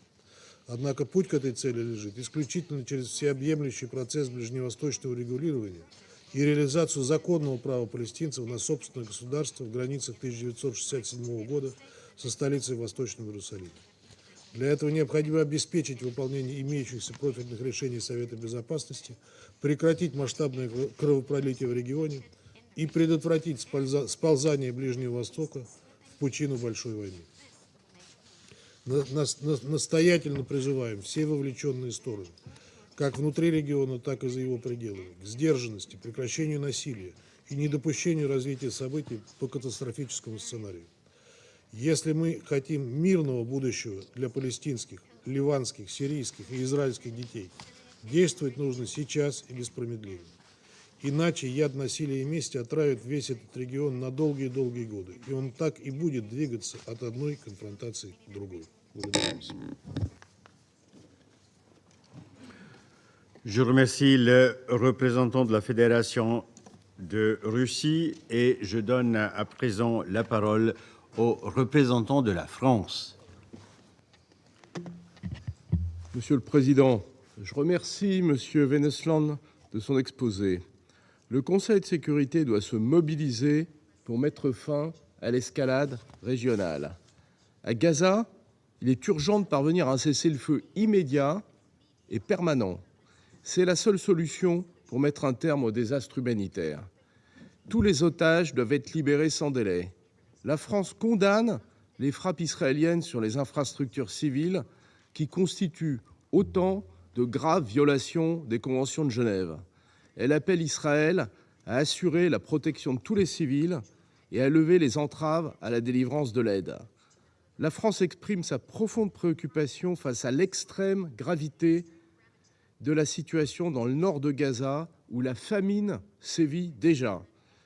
Elle rappelle que tout déplacement forcé de population constitue une violation grave du droit international. La France n'a cessé de condamner les attaques terroristes et les violences sexuelles commises par le Hamas et d'autres groupes terroristes le 7 octobre 2023. Elle rappelle son attachement indéfectible à la sécurité d'Israël. Des frappes ont été menées par Israël le 26 octobre sur des installations militaires en Iran. Elles ont été conduites en réponse à l'agression iranienne sur Israël du 1er octobre. Il est impératif que les acteurs concernés s'abstiennent de toute escalade et action susceptible d'aggraver le contexte d'extrême tension qui prévaut dans la région. En Cisjordanie et à Jérusalem-Est, Israël doit mettre fin à sa politique de colonisation qui est illégale. La politique de terreur menée par les colons doit cesser. La France condamne les violations du statu quo historique sur les lieux saints à Jérusalem-Est, de même que les provocations et les mesures unilatérales en Cisjordanie. Elle soutient une autorité palestinienne réformée, capable d'exercer ses responsabilités sur l'ensemble des territoires palestiniens, y compris dans la bande de Gaza. La France poursuivra ses efforts visant à mettre en œuvre la solution des deux États et restera à l'initiative, y compris au Conseil de sécurité, avec ses partenaires. Au Liban, là aussi, il faut un cessez-le-feu immédiat. Il est urgent de mettre en œuvre dans son intégralité la résolution 1701 pour parvenir à une solution de long terme, le long de la ligne bleue, qui assure le respect de la sécurité d'Israël et du Liban. À l'initiative du président de la République, la France a organisé une conférence internationale de soutien à la population et à la souveraineté du Liban le 24 octobre à Paris, en lien avec les Nations Unies. Les États participants ont répondu à l'appel des Nations Unies et annoncé une aide d'1 milliard de dollars, dont 800 millions d'aides humanitaires et 200 millions pour soutenir les forces de sécurité du Liban. La France s'est engagée à mobiliser 100 millions d'euros et à déployer 100 tonnes de fret humanitaire. Monsieur le Président, l'UNRWA fait face à un risque existentiel après l'adoption par la Knesset hier de 2 projets de loi. La France appelle Israël à renoncer à criminaliser les activités de l'Office et à respecter ses obligations internationales vis-à-vis de l'UNRWA et des Nations Unies. Elle réaffirme son soutien à l'UNRWA. Je vous remercie. Je remercie le représentant de la France de sa déclaration et je donne à présent la parole au représentant du Japon. Thank you, Mr. President. I welcome your convening this important session of the Security Council. I thank Special Coordinator Wensland for his sobering briefing. One destructive year has passed. Japan renewed its unequivocal and strong condemnation of the heinous terror attacks and hostage-taking by Hamas and others on October 7th last year. Since then, the Gaza's agony has been deepening. Tens of thousands of civilians have been killed and injured, and the population, including the hostages, are enduring unimaginable horrors. The longer the conflict in Gaza, the more innocent civilians victimized, the more hostages suffering and their lives in danger. The worse the humanitarian situation and the greater risks of the conflict spreading to the wider region. Therefore, Japan once again strongly demands the immediate ceasefire in Gaza and the release of all remaining hostages. We support Resolution 2735 and remain hopeful that the tireless diplomacy of the US, Egypt, and Qatar would achieve a breakthrough soon. In the meantime, we must save the most vulnerable, particularly those in northern Gaza who are facing siege, bombardment, evacuation orders, and starvations. The delay in the polio vaccine campaign in the north is also deeply worrying. Moreover, Japan is gravely concerned about the Knesset bills adopted yesterday, severely restricting the operation of UNRWA, an agency indispensable for sustaining the lives of the citizens and Palestinian citizens and refugees. Any further humanitarian tragedies cannot be tolerated, and preventing them is the responsibility of the UN members. While we need to watch the reform of UNRWA, maintaining the function of UNRWA is a part of this responsibility. Mr. President, beyond Gaza, the situation in the West Bank remains serious. We call on the Israeli government to fully freeze settlement activities and take appropriate measures to prevent continued extremist settler violence. A revitalized Palestinian Authority is critical to restoring peace and stability for both Israel and Palestine. Thus, we, international community, should assist in reforming the PA, both politically and financially. For decades, Japan has provided the necessary assistance to the PA. What we have offered is not just resources or projects, but the hope for a peaceful future. We remain steadfastly committed to this end. Mr. President, Japan is deeply concerned about the exchanges of attacks among regional actors, including the latest attack by Israel against Iranian military facilities, and strongly condemns any action that escalates already volatile situation. All parties should exercise maximum restraint. In Lebanon, fighting between the IDA and Hezbollah continues, affecting civilians on both sides of the Blue Line. More than 2,000 people have been killed since last year. Over 1 million people have been forced to flee their homes. Many have crossed into Syria. The crisis is spreading. To prevent further escalation, we reiterate our call for an immediate ceasefire between Israel and Hezbollah and urge all parties to make sincere efforts for diplomatic settlement. Significantly increasing the flow of humanitarian assistance is vital in addressing the needs of the people in Lebanon who are suffering at this very moment. Japan has recently decided to extend an emergency grant of $10 million for humanitarian assistance to the people in Lebanon. Today, we also decided to provide an additional $10 million in response to the humanitarian situation in Syria, which has witnessed the influx of the displaced people from Lebanon. Mr. President, finally, Japan reiterates that only a two-state solution can finally resolve this conflict. Peace cannot be achieved through belligerency, but only through diplomacy. I thank you, Mr. President. Je remercie le représentant du Japon de sa déclaration et je donne à présent la parole à la représentante du Royaume-Uni. Thank you, President. And I'd like to thank Special Coordinator Wennesland for his briefing today. President, the death of Hamas leader who had the blood of innocent Israelis and Palestinians on his hand must be a turning point in this dreadful conflict, which has now claimed over 43,000 lives in Gaza. This is the time to urgently seize a ceasefire in Gaza and the immediate and unconditional release of all hostages who has suffered in inhumane conditions for over a year.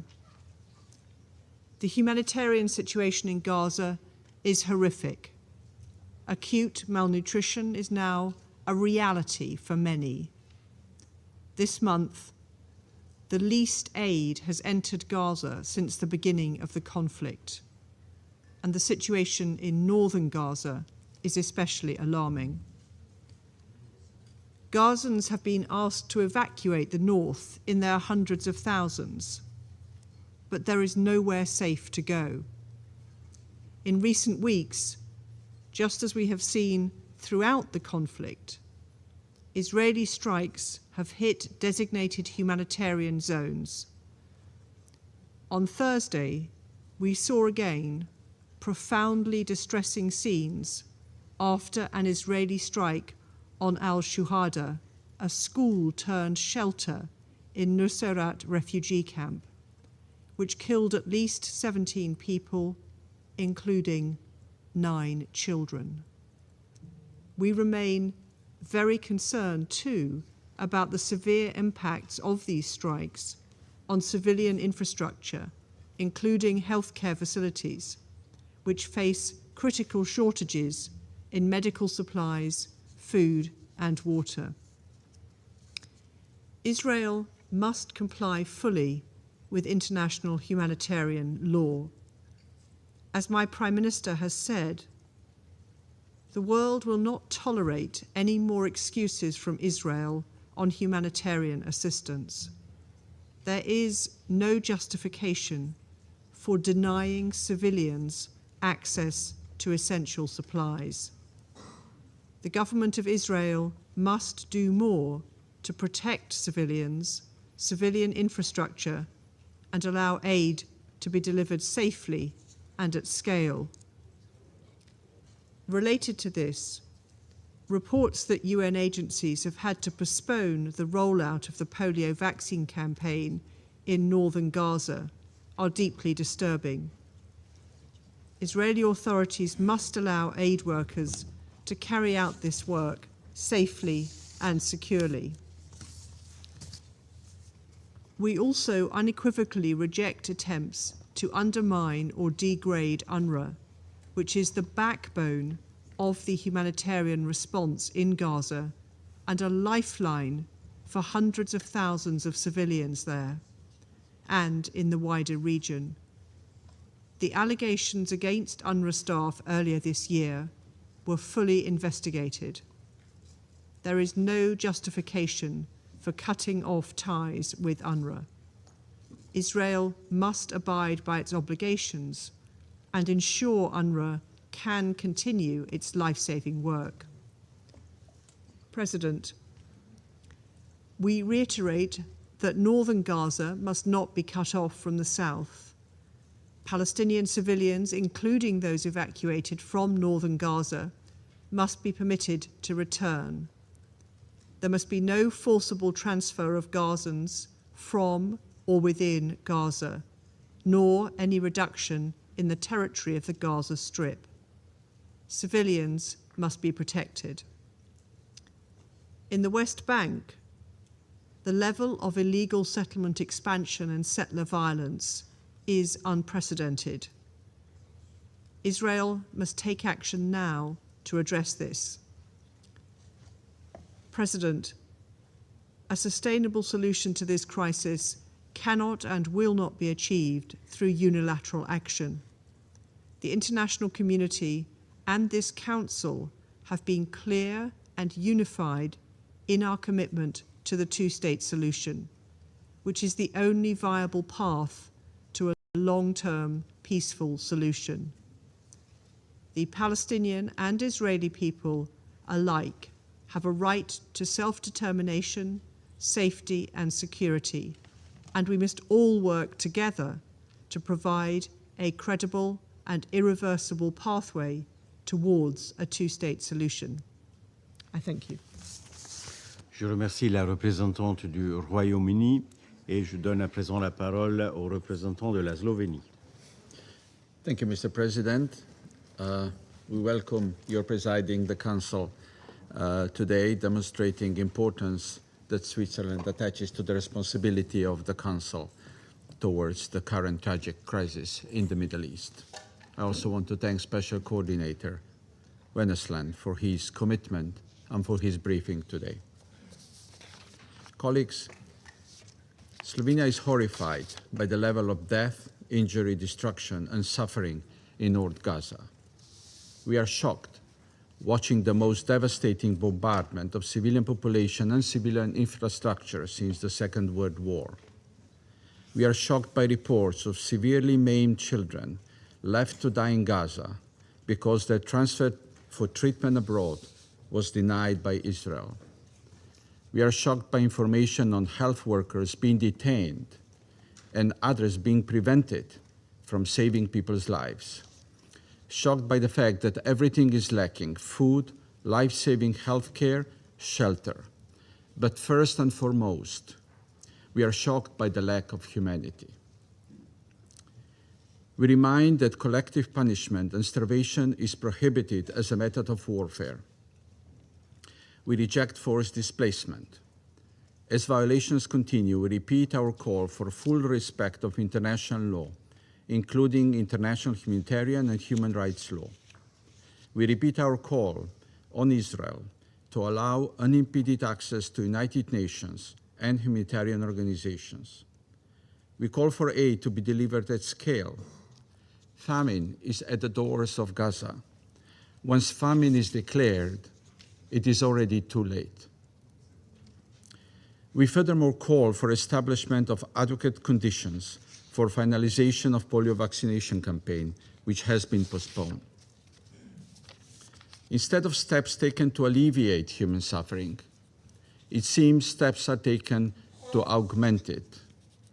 We denounce the passing of legislation of UNRWA in Knesset. If implemented, it would have severe impact on the work of UNRWA in Gaza, the West Bank, Lebanon, and potentially in the region.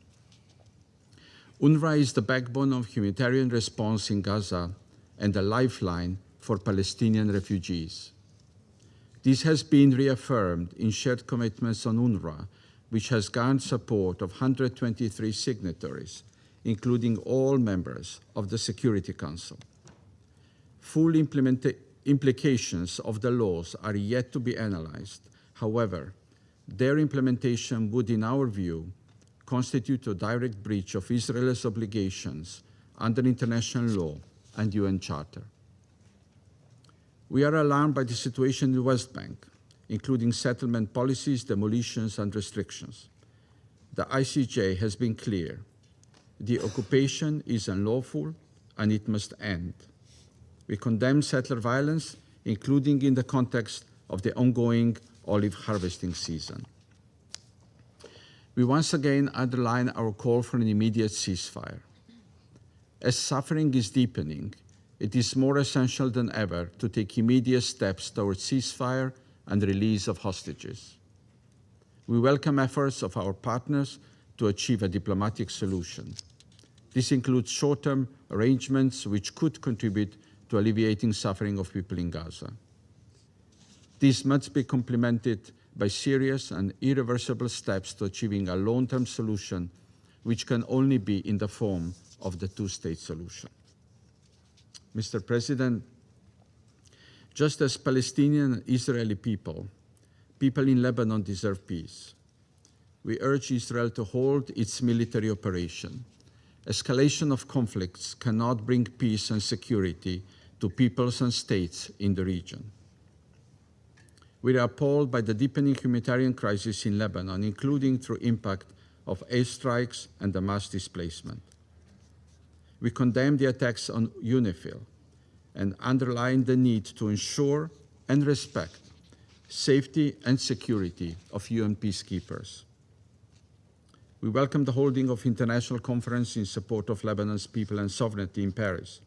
Swift and full implementation of Resolution 1701 is essential.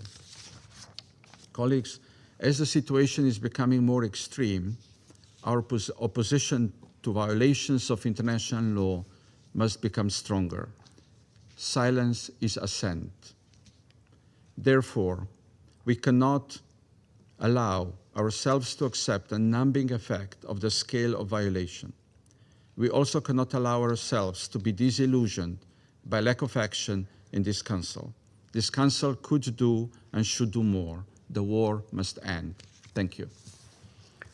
Je remercie le représentant de la Slovénie de sa déclaration et je donne à présent la parole à la représentante de Malte. Thank you, President.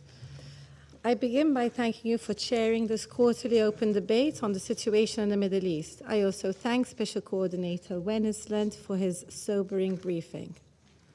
Malta remains gravely concerned about the war in Gaza, the worsening situation in the West Bank and East Jerusalem, as well as the spreading of the conflict into Lebanon and the wider regional implications of these prolonged conflicts. While our commitment to secure a stable, peaceful Middle East remains unshaken, the unabating attacks and violence, coupled by this Council's inability to act or implement its resolutions, are deeply worrying. An immediate and unconditional ceasefire must be established. The images and scenes coming out of Gaza depict a horrific situation. Across the entire Strip, unprecedented threats to civilians are rampant. The humanitarian situation has long become catastrophic. Of relentless Israeli shelling and hostilities in the north, including on schools, hospitals, places of worship, and displacement camps, have caused mass casualty incidents. Countless civilians, especially women and children, continue to suffer forced and repeated displacement. The cut-off of humanitarian aid is further compounding this situation. The UN and its implementing partners continue to face severe and unlawful obstructions by Israeli authorities in delivering critical aid to North Gaza. Most aid convoys are denied access on a daily basis. WFP has warned that the threat of famine is growing. Immediate and sustained humanitarian access across the Gaza Strip is desperately needed. We unequivocally condemn all actions that target civilians and civilian infrastructure. All parties must adhere to international law, including through the implementation of the ICJ's orders on provisional measures. We reiterate our condemnation of Hamas for its reprehensible terrorist attacks of 7th October 2023, and that Israel has the right to protect itself in accordance with international law, including international humanitarian law. We similarly demand the immediate and unconditional release of all hostages held by Hamas and other armed groups, and condemn the continued indiscriminate rocket fire endangering civilian population centers in Israel. President, in the occupied West Bank, including East Jerusalem, the situation is deteriorating rapidly. Israel's unilateral actions, including illegal settlement expansions, dispossession, arbitrary detainment, and continued raids in the West Bank, make life intolerable for Palestinians. Extremist settler violence fosters further instability. Furthermore, the status quo must be maintained and threats to the holy sites must cease. We recall the ICJ's advisory opinion of 19th July, which stated that Israel's presence in the occupied Palestinian territory is unlawful and must end as soon as possible. Malta is deeply concerned with the steps taken by the Israeli Knesset yesterday to abrogate UNRWA's ability to function in the OPT.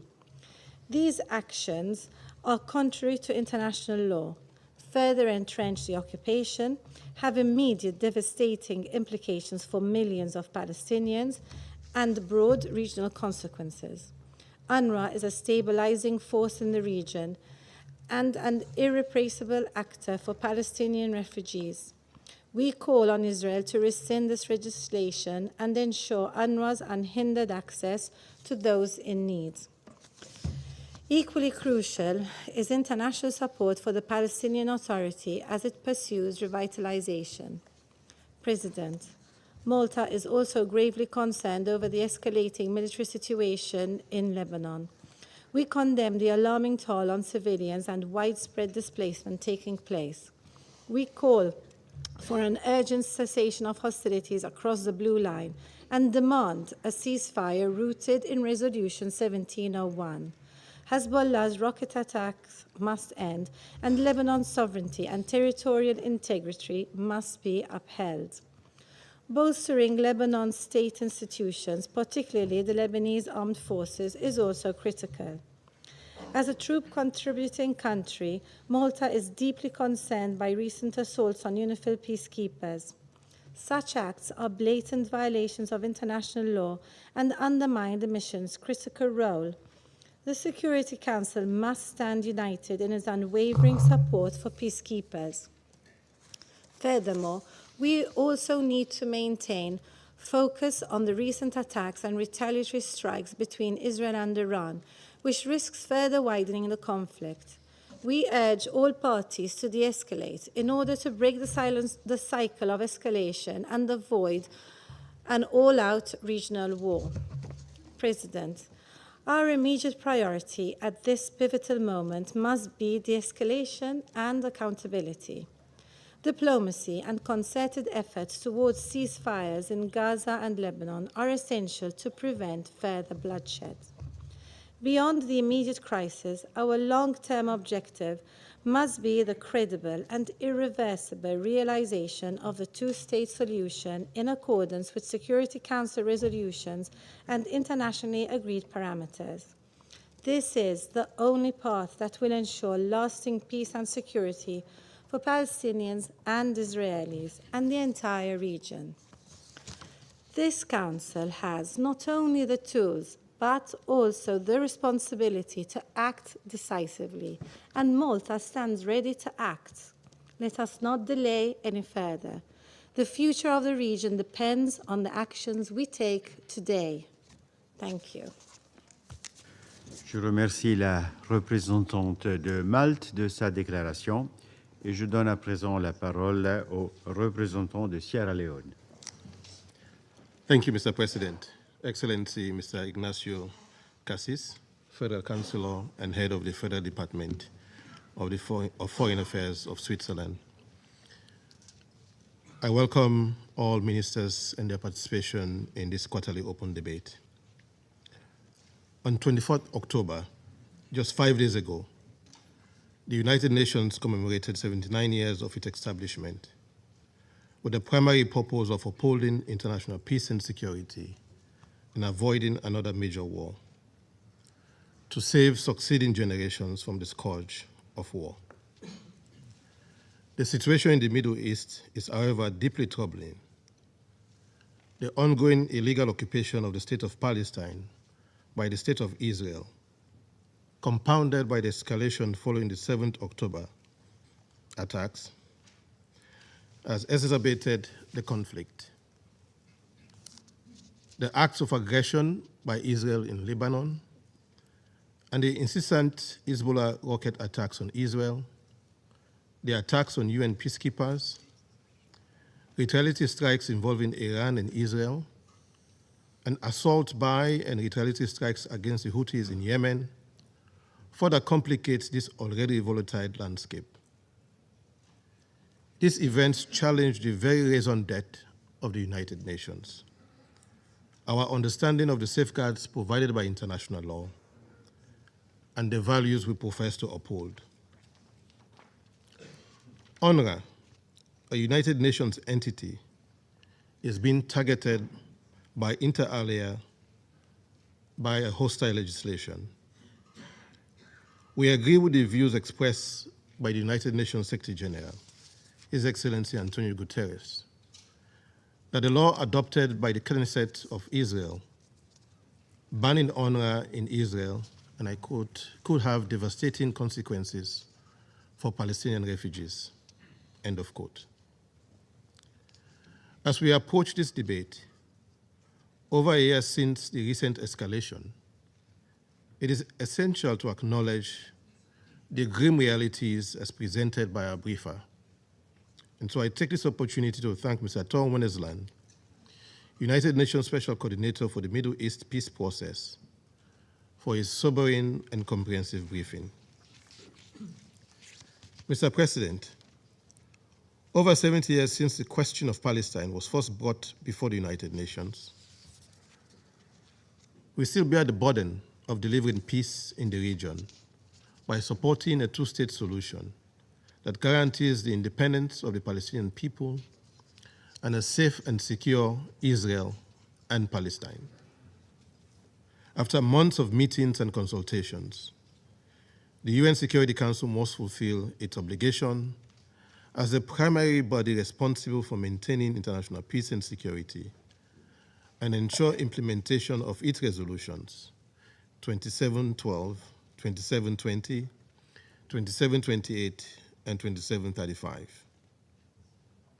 It must implement its resolutions to end the horrifying cycle of death and destruction for the people in Gaza and Greater Palestine, as well as start the important task of reconstruction and rebuilding of the state of Palestine.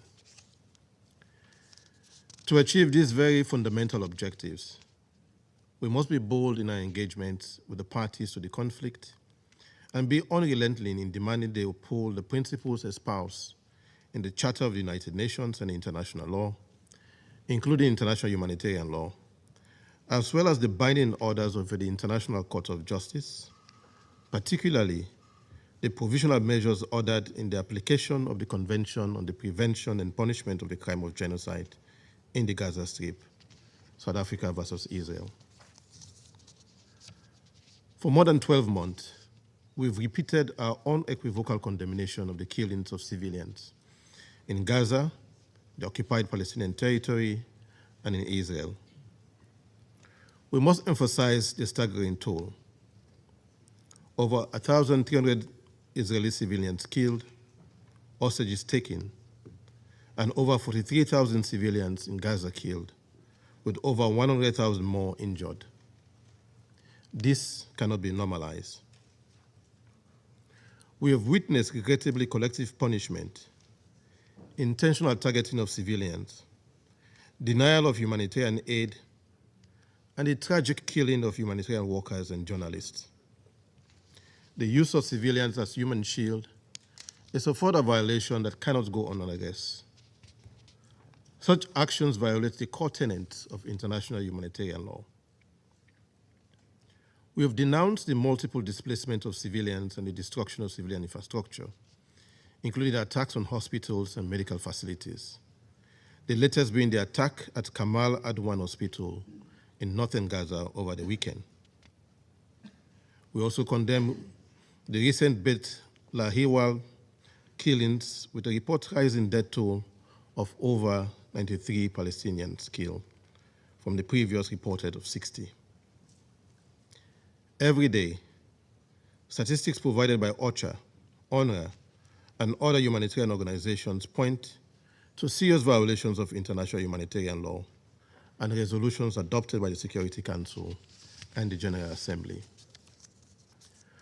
While we note the complexity and deep-rooted nature of this conflict, we are of the view that achieving lasting peace and stability in the region will require adherence by the parties to the conflict to international law, including international humanitarian law, and other political and moral imperatives.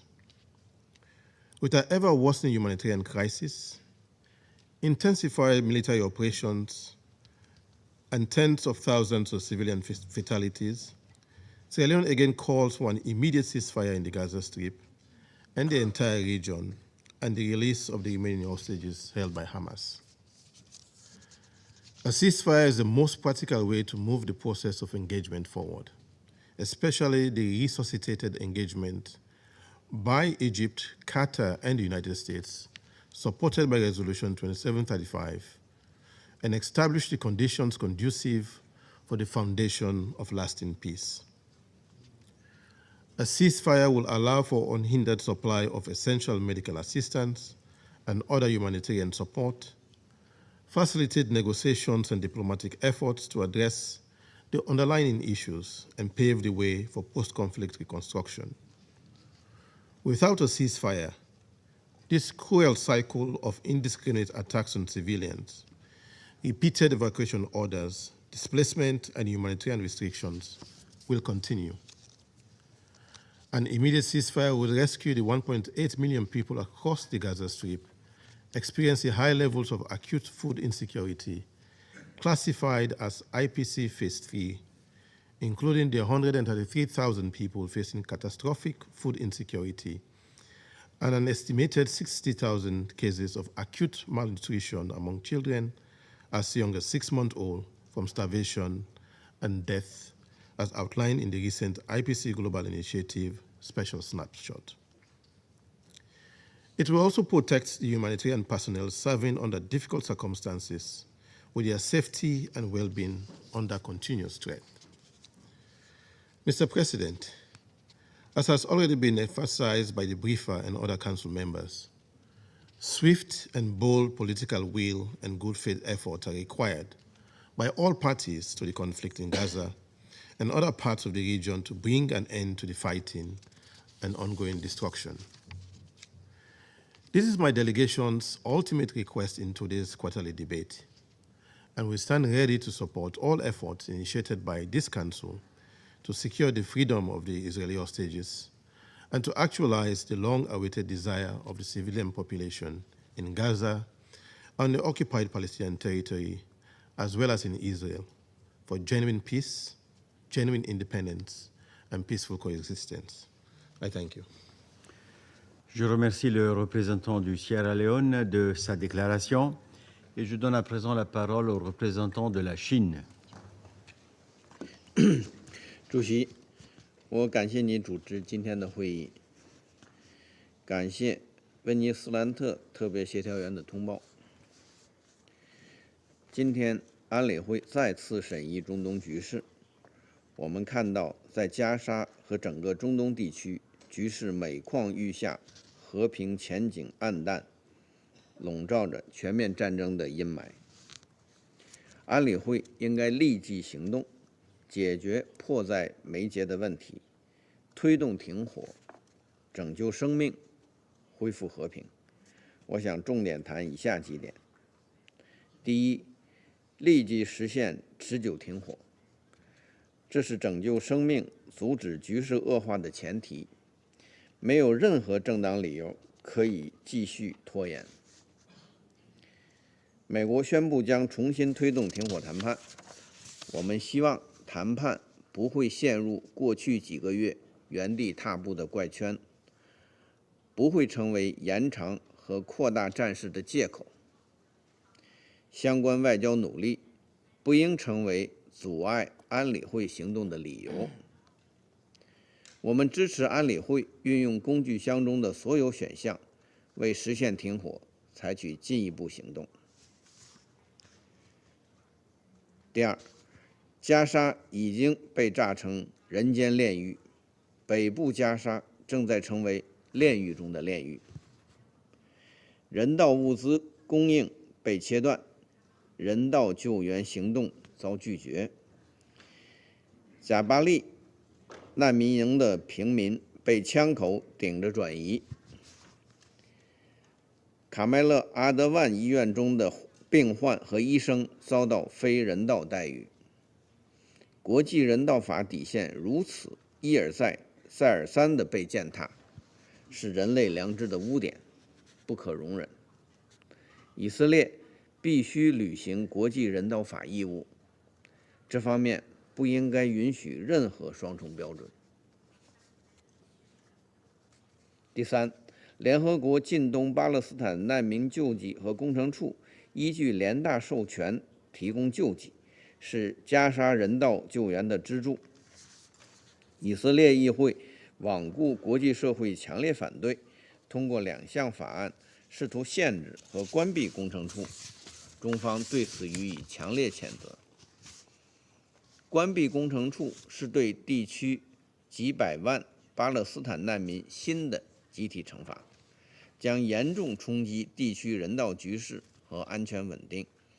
我们要求以色列停止推进并撤销有关法案，为包括工程处在内的联合国人道机构开展工作保障尊严、安全和便利。第四，当前形势下，有关国家源源不断地向以色列大规模供应武器，是否有利于安理会决议目标的实现，是一个需要严肃对待的问题。紧急特别联大已经通过决议，促请各国停止提供可能被巴勒斯坦备战领土使用的武器装备。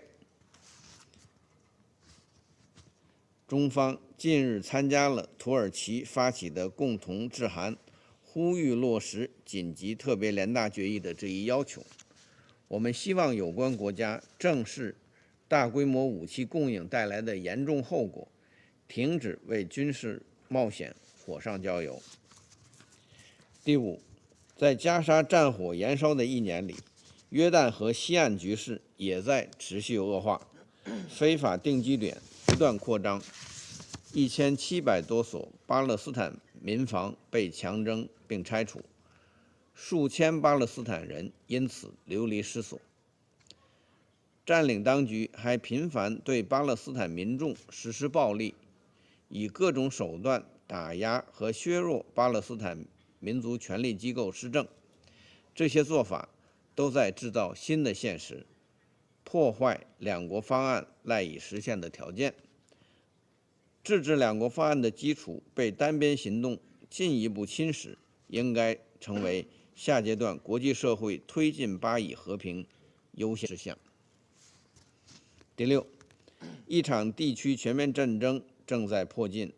以色列入侵黎巴嫩，持续开展无差别轰炸，多次发动对伊朗和叙利亚的空袭，侵犯有关国家主权和领土完整，使地区局势更加动荡，形势岌岌可危。任何不负责任的冒险行动都极端危险，将带来灾难性后果。我们敦促以色列不要迷信武力，避免将地区拖入一场更大的浩劫。我们同时呼吁所有各方保持最大克制，共同遵守联合国宪章和国际法原则，回到通过政治和外交手段解决争端的正确轨道。谢谢主席。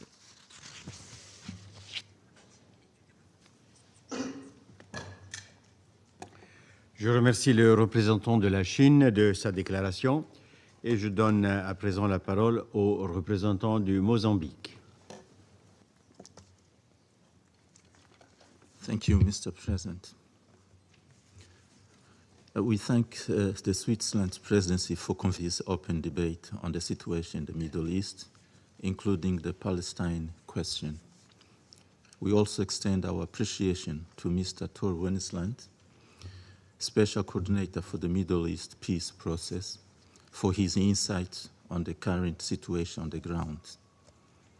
Mr. President, as just described by the Special Coordinator, the humanitarian situation in Gaza and in the occupied Palestinian territories has reached catastrophic proportion and continues deteriorating.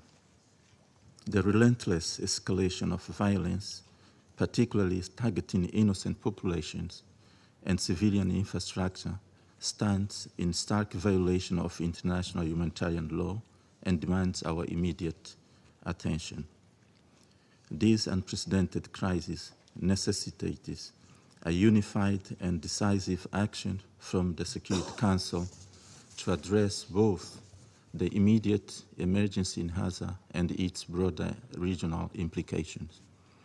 In this connection, it is urgent and imperative that the Security Council expeditiously explore viable alternatives to address this crisis, including strengthening existing resolution through more robust and enforceable measures to guarantee immediate and unhindered humanitarian access to Gaza.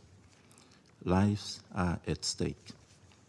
The resolution of this crisis fundamentally requires the committed engagement and decisive intervention of key Security Council members, recognizing that the stability in the Middle East is vital for regional as well as global security and development. Mr. President, we must acknowledge that the 4 previously adopted resolutions pertaining to Gaza have yet to achieve full implementation.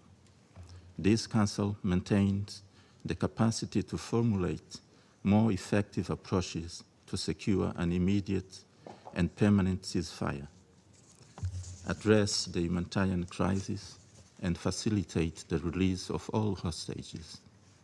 This endeavor demands renewed commitment and innovative strategies from the international community and this Council. Furthermore, we note with grave concern the recent legislative action by the Israel Knesset banning the United Nations Relief and Works Agency from operating within Israel and occupied territories. This decision, which has drawn widespread international criticism, severely impedes the delivery of essential humanitarian aid to Palestinian refugees. It is paramount that all humanitarian actors, including the United Nations agencies and NGOs, be afforded the necessary access and security to fulfill their mandates in accordance with international humanitarian law and human rights principles. The Security Council must transcend mere expression of concern and implement decisive action. Violation of international law and total disregard for civilian rights require a robust and united response from this body. Action is essential to safeguard human life and uphold justice. The gravity of the situation demands immediate attention. Any indication of potential genocide must elicit a comprehensive response utilizing all available diplomatic and legal mechanisms at our disposal. The preservation of human life and dignity must remain our foremost priority. These concerted efforts are critical not only for providing relief to affected populations, but also for maintaining the credibility and moral authority of the international community in crisis response. Mr. President, the Palestine question persists as a fundamental issue affecting diplomatic relations and the strategic interests in the Middle East. Its resolution is key to lasting regional stability and peace.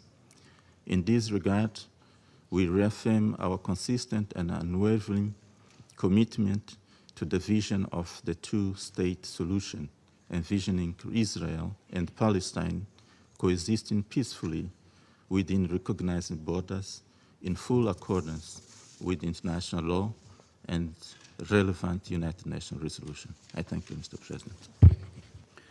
Je remercie le représentant du Mozambique de sa déclaration et je donne à présent la parole au représentant de l'Équateur.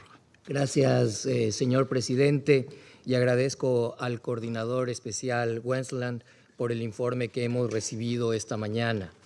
Reconozco también la presencia de los ministros de Estado que hoy nos acompañan en esta sala, incluyendo al ministro de Relaciones Exteriores de Brasil, país que presidió este consejo cuando comenzó la nueva espiral de violencia en la región.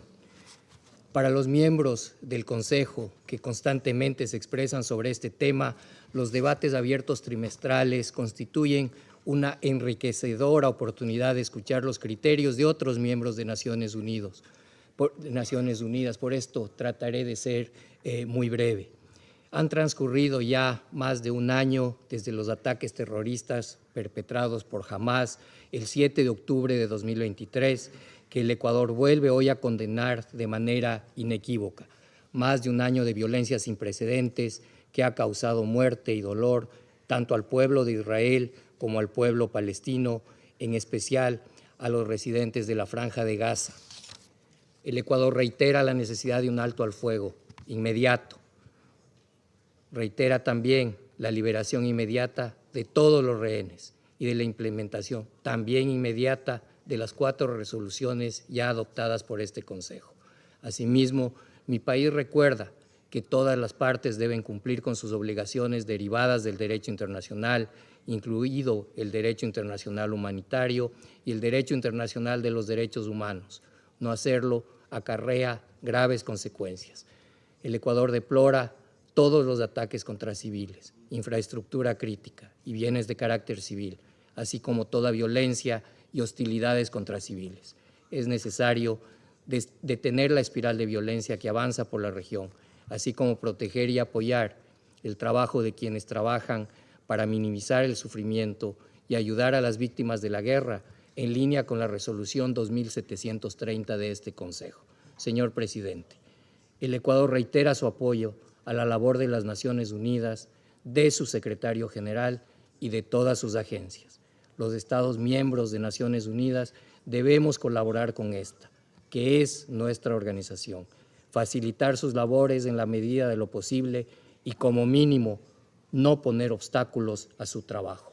El papel de UNRWA es particularmente importante para la estabilidad regional.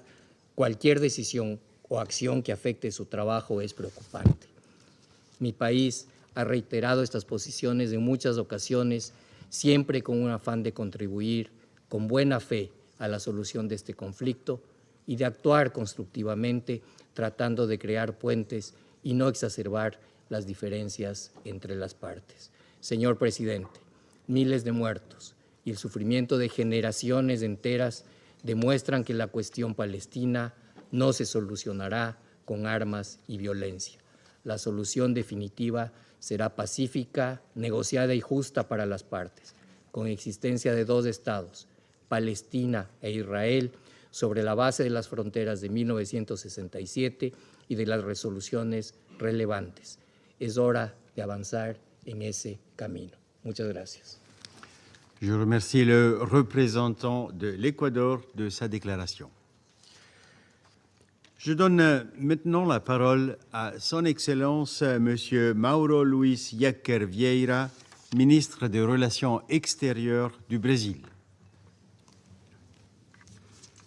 Mr. President, the post-war international order is crumbling under our watch. The foundations laid after 2 global conflicts are being eroded. The unfolding events in the Middle East are not just another chapter in an old conflict. They are a stark reflection of a deeper crisis where might makes right and the principles meant to safeguard peace are overshadowed. This is why President Lula has called for a vigorous response to the grave challenges of our time. As he underscored in the opening of the 79th session of the General Assembly, the world needs a comprehensive overhaul of the UN Charter. A Charter Review Conference may seem ambitious, but it reflects the founding vision of the UN. Article 109 makes it clear that no system should remain static in an ever-changing world. Mr. President, the Council's duty is to protect all humanity, not just cater for the few. Its failure to act decisively has allowed the atrocities to continue unchecked, with entire populations paying the price. This is not mere rhetoric. It's reflected in the crimes committed against civilians in Gaza and Lebanon. Over 43,000 Palestinians and 2,500 Lebanese lives have already been lost to the cracks in a global order increasingly failing to uphold its promises. Brazil has been vocal in calling for an end to the escalating violence in the Middle East. Since our presidency of this council in October last year, when Israel was struck by a terrorist attack, we have witnessed a relentless descent into violence. Israel's responses to October 7 has gone far beyond any sense of proportion. More bombs have fallen on Gaza than on Dresden, Hamburg, and London during the World War II. This is not self-defense, it's collective punishment and obliteration. We have all witnessed blatant and routine violations of international humanitarian law in Gaza. Civilian areas are indiscriminately and disproportionately targeted in military operations, leading to the destruction of critical infrastructure and suffering of innocent people. Famine and disease are spreading as the supply of basic necessities is severed. Even those protected under the Geneva Conventions, humanitarian workers, doctors, and health personnel are being killed. Journalists have been shot and their news outlets silenced. Mr. President, the International Court of Justice has issued provisional measures directing Israel to halt actions that may violate the convention, the Genocide Convention, and facilitate the delivery of humanitarian aid. Additionally, Resolution 2735 of 2024 demand a full ceasefire, the withdrawal of Israeli forces from densely populated areas in Gaza, and the safe return of Palestinian civilians to their homes. These are not recommendations. They are binding obligations under international law. When mandatory directives from the highest legal and political bodies are ignored with impunity, it signs a dangerous unraveling of the global governance. The consequence is the disregard is more loss of life and unimaginable destruction. When I last addressed this council a month ago, I warned that Lebanon stood on the edge of a conflict. Today, we mourn the loss of thousands of innocent lives, including 2 Brazilian teenagers. In just 30 days, the number of displaced people in Lebanon was multiplied by tenfold. Since I last sat in this chair, I have been engaged in the urgent task of repatriating thousands of our dual nationals from Lebanon, completing 9 rescue flights by the Brazilian Air Force planes amid increasing security risks, including Israeli airstrikes deep into Lebanese territory. Thousands more await repatriation. Mr. President, the expansion of the war from Gaza to Lebanon shows a familiar pattern of disregard for the law. Assaults against UNRWA and now UNIFIL are a brazen repudiation of the multilateral system and everything the UN Charter represents. This is not the first time UNIFIL has come under fire. We must not forget the 1996 shelling by Israel of the UNIFIL compound in Cana, where 106 civilians who sought refuge were killed. This tragedy serves as a critical lesson of what happens when the international community allows such violations to go unpunished. When we fail to hold perpetrators accountable, we pave the way for history to repeat itself. This is why Brazil condemns in the strongest terms the deliberate recent attack against the peacekeeping mission's personnel and infrastructure in Lebanon. Brazil also condemns the decision in the Knesset yesterday to pass laws against UNRWA. By attempting to dismantle vital services for Palestinians, these laws deepen the suffering of an already devastated people, and run counter the request of International Court of Justice that Israel facilitates access to humanitarian assistance to Gazans. Efforts to undermine UNRWA are not just attacks on an institution, but on the very survival and dignity of the Palestinian people. Targeting UNRWA will neither remove the refugee status of the Palestinian people, nor the responsibility of the international community to protect those in need. We must reject this law for what it is, a dangerous precedent that undermines multilateralism and paves the way for further erosion of the global order. Mr. President, when international law is violated, those responsible must face consequences. It is our duty as UN member states to ensure that justice is enforced, investigations are carried out, responsibility is attributed, and penalties are imposed to prevent impunity and uphold the rule of law. We must uphold justice, not just call for it.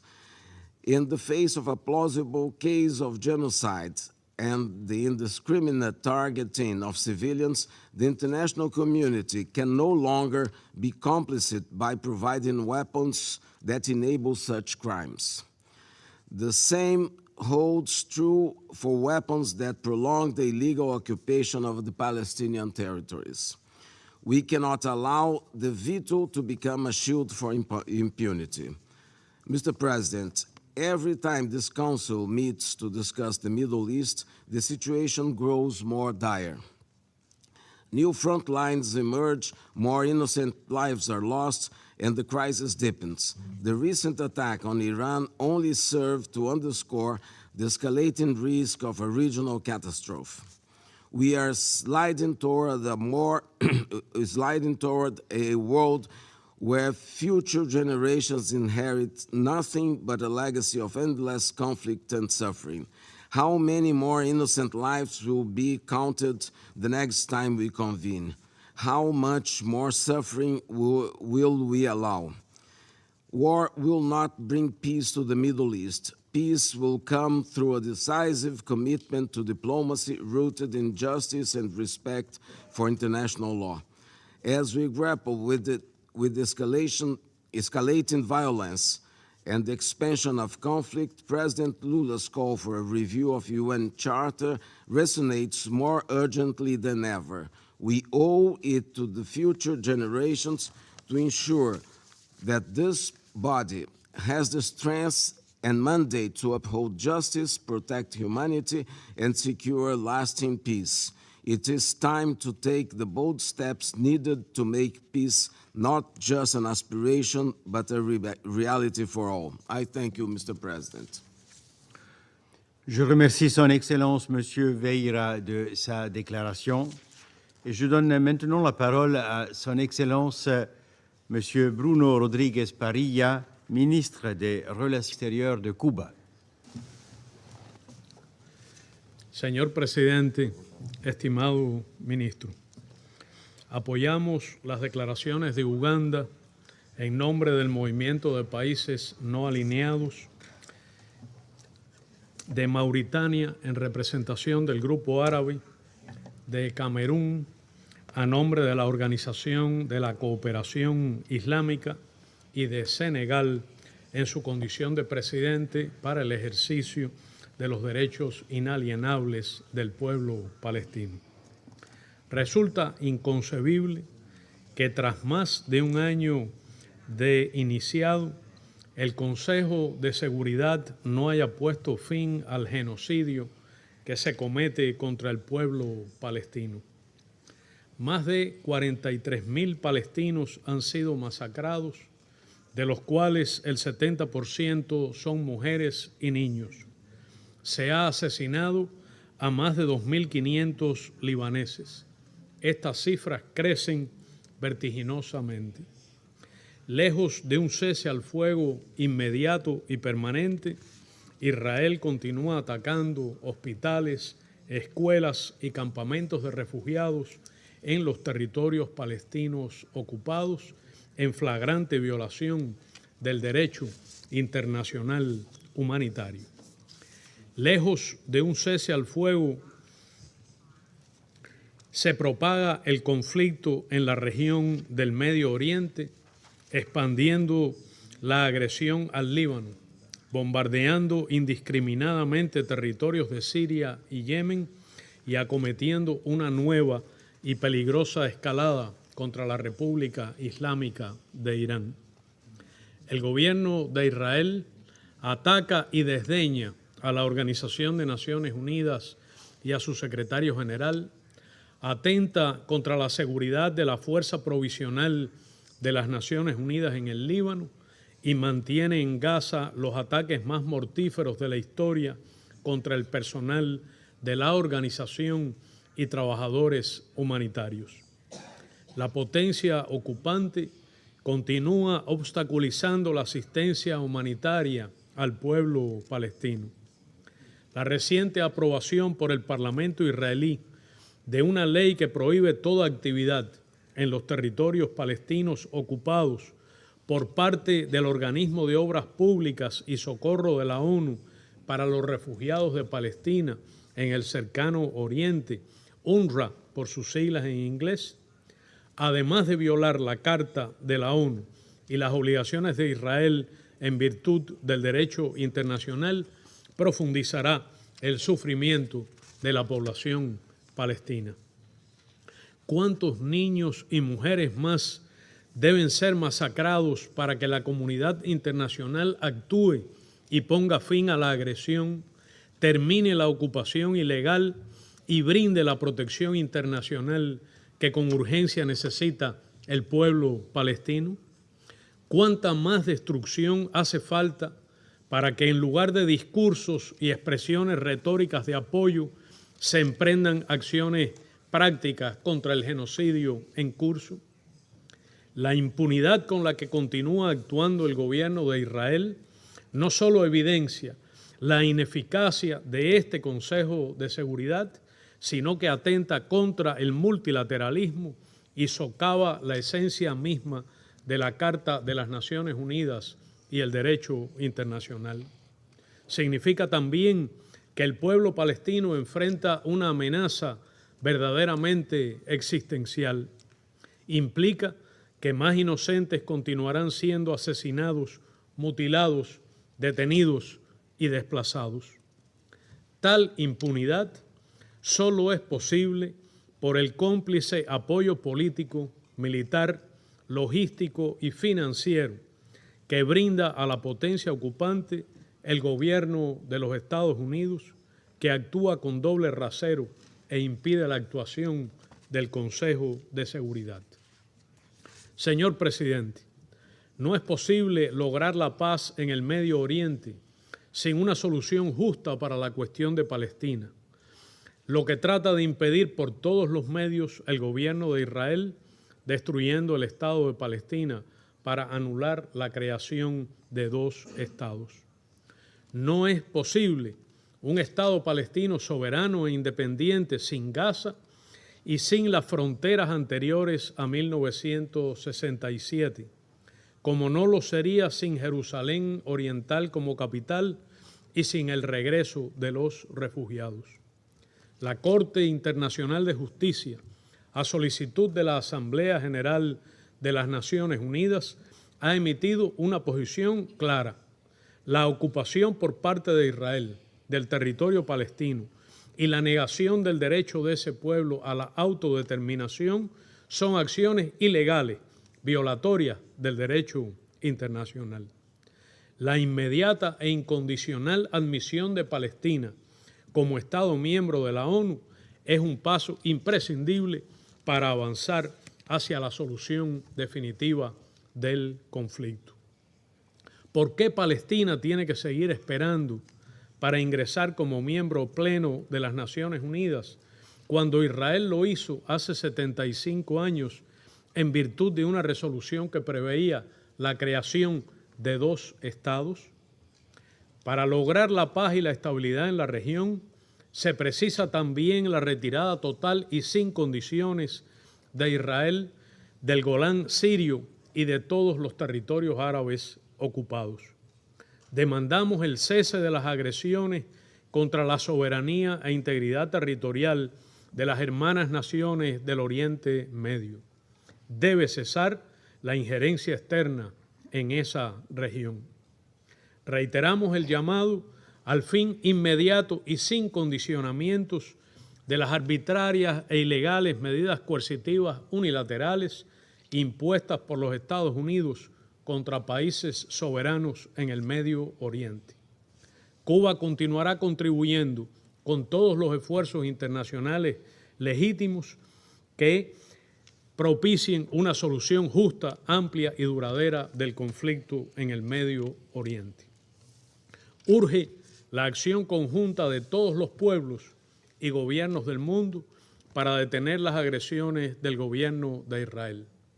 Cada minuto de pasividad costará nuevas vidas de inocentes, mayor sufrimiento y destrucción.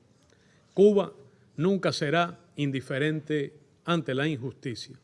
La causa palestina y de las hermanas naciones de la región siempre podrán contar con nuestra firme solidaridad y apoyo. Muchas gracias. Je remercie Son Excellence M. Rodríguez Parilla de sa déclaration et je donne maintenant la parole au représentant du Liban.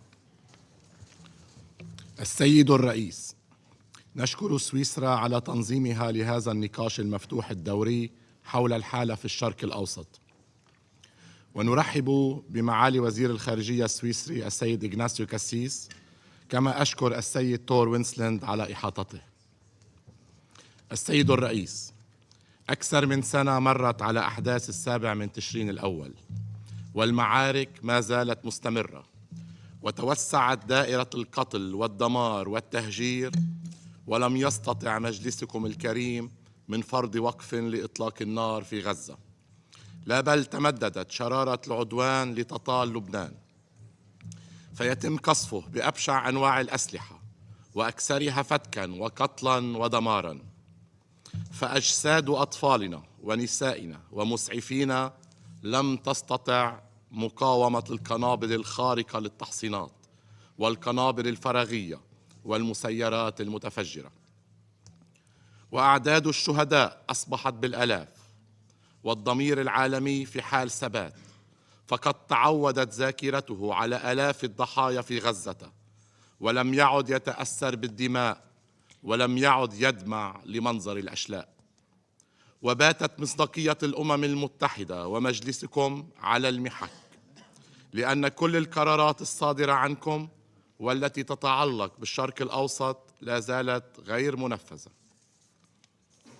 السيد الرئيس، الوضع الإنساني صعب لا بل كارثي، فأكثر من 1,400,000 لبناني تحولوا خلال الأسابيع الماضية إلى نازحين داخليين، هرباً من القصف والقتل والدمار، فآلة القتل الإسرائيلية لم توفر أحداً، وخسرت العائلات من يوم إلى آخر حياتها الطبيعية ومنازلها وذكرياتها وآمالها، وهرعت إلى مراكز الإيواء المتوفرة بإمكاناتها المحدودة بحثاً عن الأمن والأمان. استطاعت إسرائيل أن تسلبها بيوتها وذكرياتها وآمالها، لكنها لم تستطع انتزاع إرادة الحياة والصمود منها. فآلة القتل هذه بعد أن قتلت الأطفال والنساء والمسنين ركزت مؤخراً نيرانها على الصحفيين والمسعفين والطواقم الطبية، واختارت محيط المستشفيات ومحيط الأماكن الأثرية والمعالم التاريخية كبعلبك وصور لقصفها بحقد أعمى على التاريخ والحضارة والتراث العالميين، بأفعال لا يمكن وصفها إلا بجرائم حرب وجرائم ضد الإنسانية. وفي محاولة بائسة منها لقتل الحل استهدفت بشكل مباشر ومتعمد مراكز قوات الطوارئ الدولية اليونيفيل ومراكز الجيش اللبناني، بمحاولة منها لنسف القرار 1701 واحتلال الأرض وإخلاء المراكز التابعة لليونيفيل وللجيش لكي تسهل عليها عملية الاجتياح. السيد الرئيس، نتوجه بالشكر لفرنسا والرئيس الفرنسي على تنظيمهم لمؤتمر باريس من أجل دعم لبنان وسيادته يوم 24 الجاري. كما نشكر جميع الدول التي شاركت وجميع الدول والمنظمات الدولية التي ساهمت، فالاحتياجات هائلة والتحديات كبيرة والواقع مرير، ولبنان الذي تحمل الكثير من أعباء النزوح واللجوء لن يستطيع مواجهة تحدي النزوح الداخلي بمفرده، وهو يعول على مساعدة الجميع. كما نشكر الدول الصديقة والشقيقة التي ساعدتنا على مواجهة هذه المأساة الإنسانية، فشكرا من القلب لكم جميعا. السيد الرئيس، كل هذه الويلات يمكن تفاديها، وهذه المجازر يمكن إيقافها، وهذه التضحيات كافية للعودة إلى العقل والمنطق والواقعية.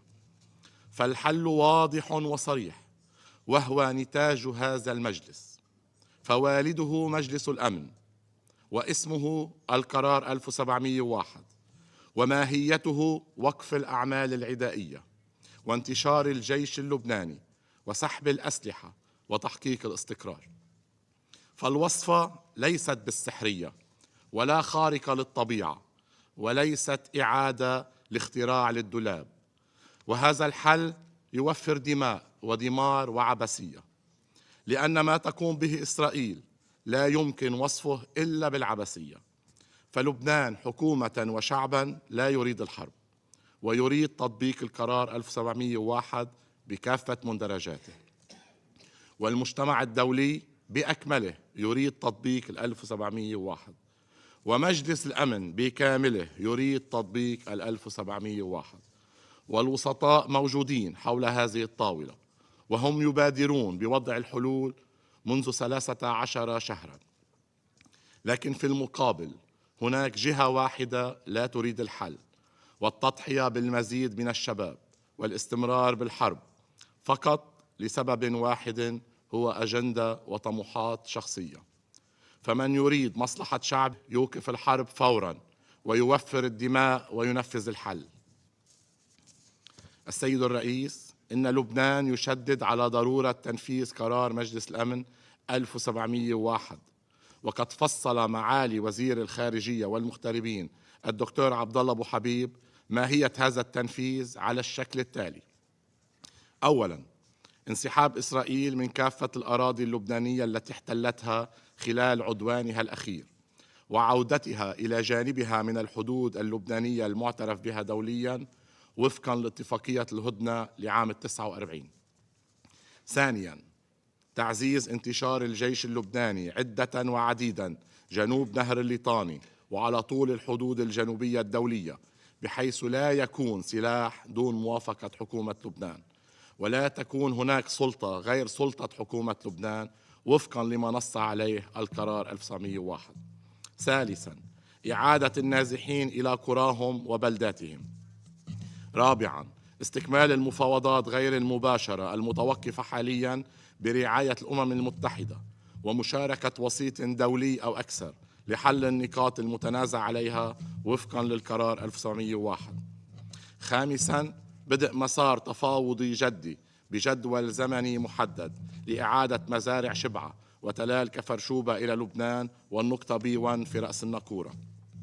سادساً، إعادة إعمار ما تهدم واستصلاح الأراضي الزراعية الملوثة بالفوسفور الأبيض ومخلفات العدوان في لبنان من أجل تأمين مقومات الحياة الكريمة والآمنة لسكان جنوب لبنان. وأخيراً، تقديم المساعدة المادية والتقنية لتعزيز قدرات الدولة اللبنانية بمؤسساتها المدنية والعسكرية. السيد الرئيس، لقد عملت الأمم المتحدة والهيئات والمنظمات المنبثقة عنها خلال 80 عاماً على وضع مبادئ وضوابط ومواثيق لتنظيم وتأطير وكوننة العلاقات الدولية. وفي المقابل قامت إسرائيل خلال الأشهر 13 الأخيرة بنسف كل هذه الأطر والمواثيق والقوانين التي وضعت، فهي كالولد المدلل، ومن فرط دلالكم قضى على كل شيء. فكيف لكم من بعد كل ما حصل أن تطالبوا بتطبيق هذه الأعراف والقوانين؟ فالمعايير المزدوجة باتت مكشوفة. السيد الرئيس، حتى الحروب لها قوانينها وضوابطها وأصولها، ولقد حدد القانون الدولي الإنساني هذه الضوابط والأصول والأعراف. لكن إسرائيل للأسف لم تصل إلى مسامعها حتى الآن مبادئ القانون الدولي الإنساني وقانون الحرب. ونحن سوف نسلمكم السيد الرئيس نسخة عن ميثاق الأمم المتحدة لتطلعونهم عليها،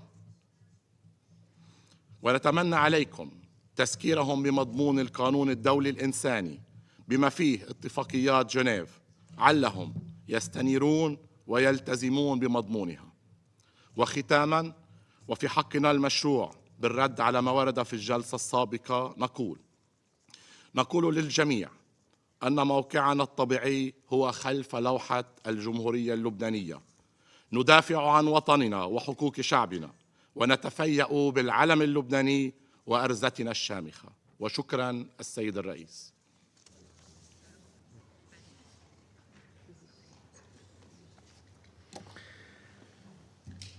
Je remercie le représentant du Liban de sa déclaration. Mesdames et Messieurs, Excellences, il reste un certain nombre d'orateurs et d'oratrices inscrits sur ma liste pour la présente séance.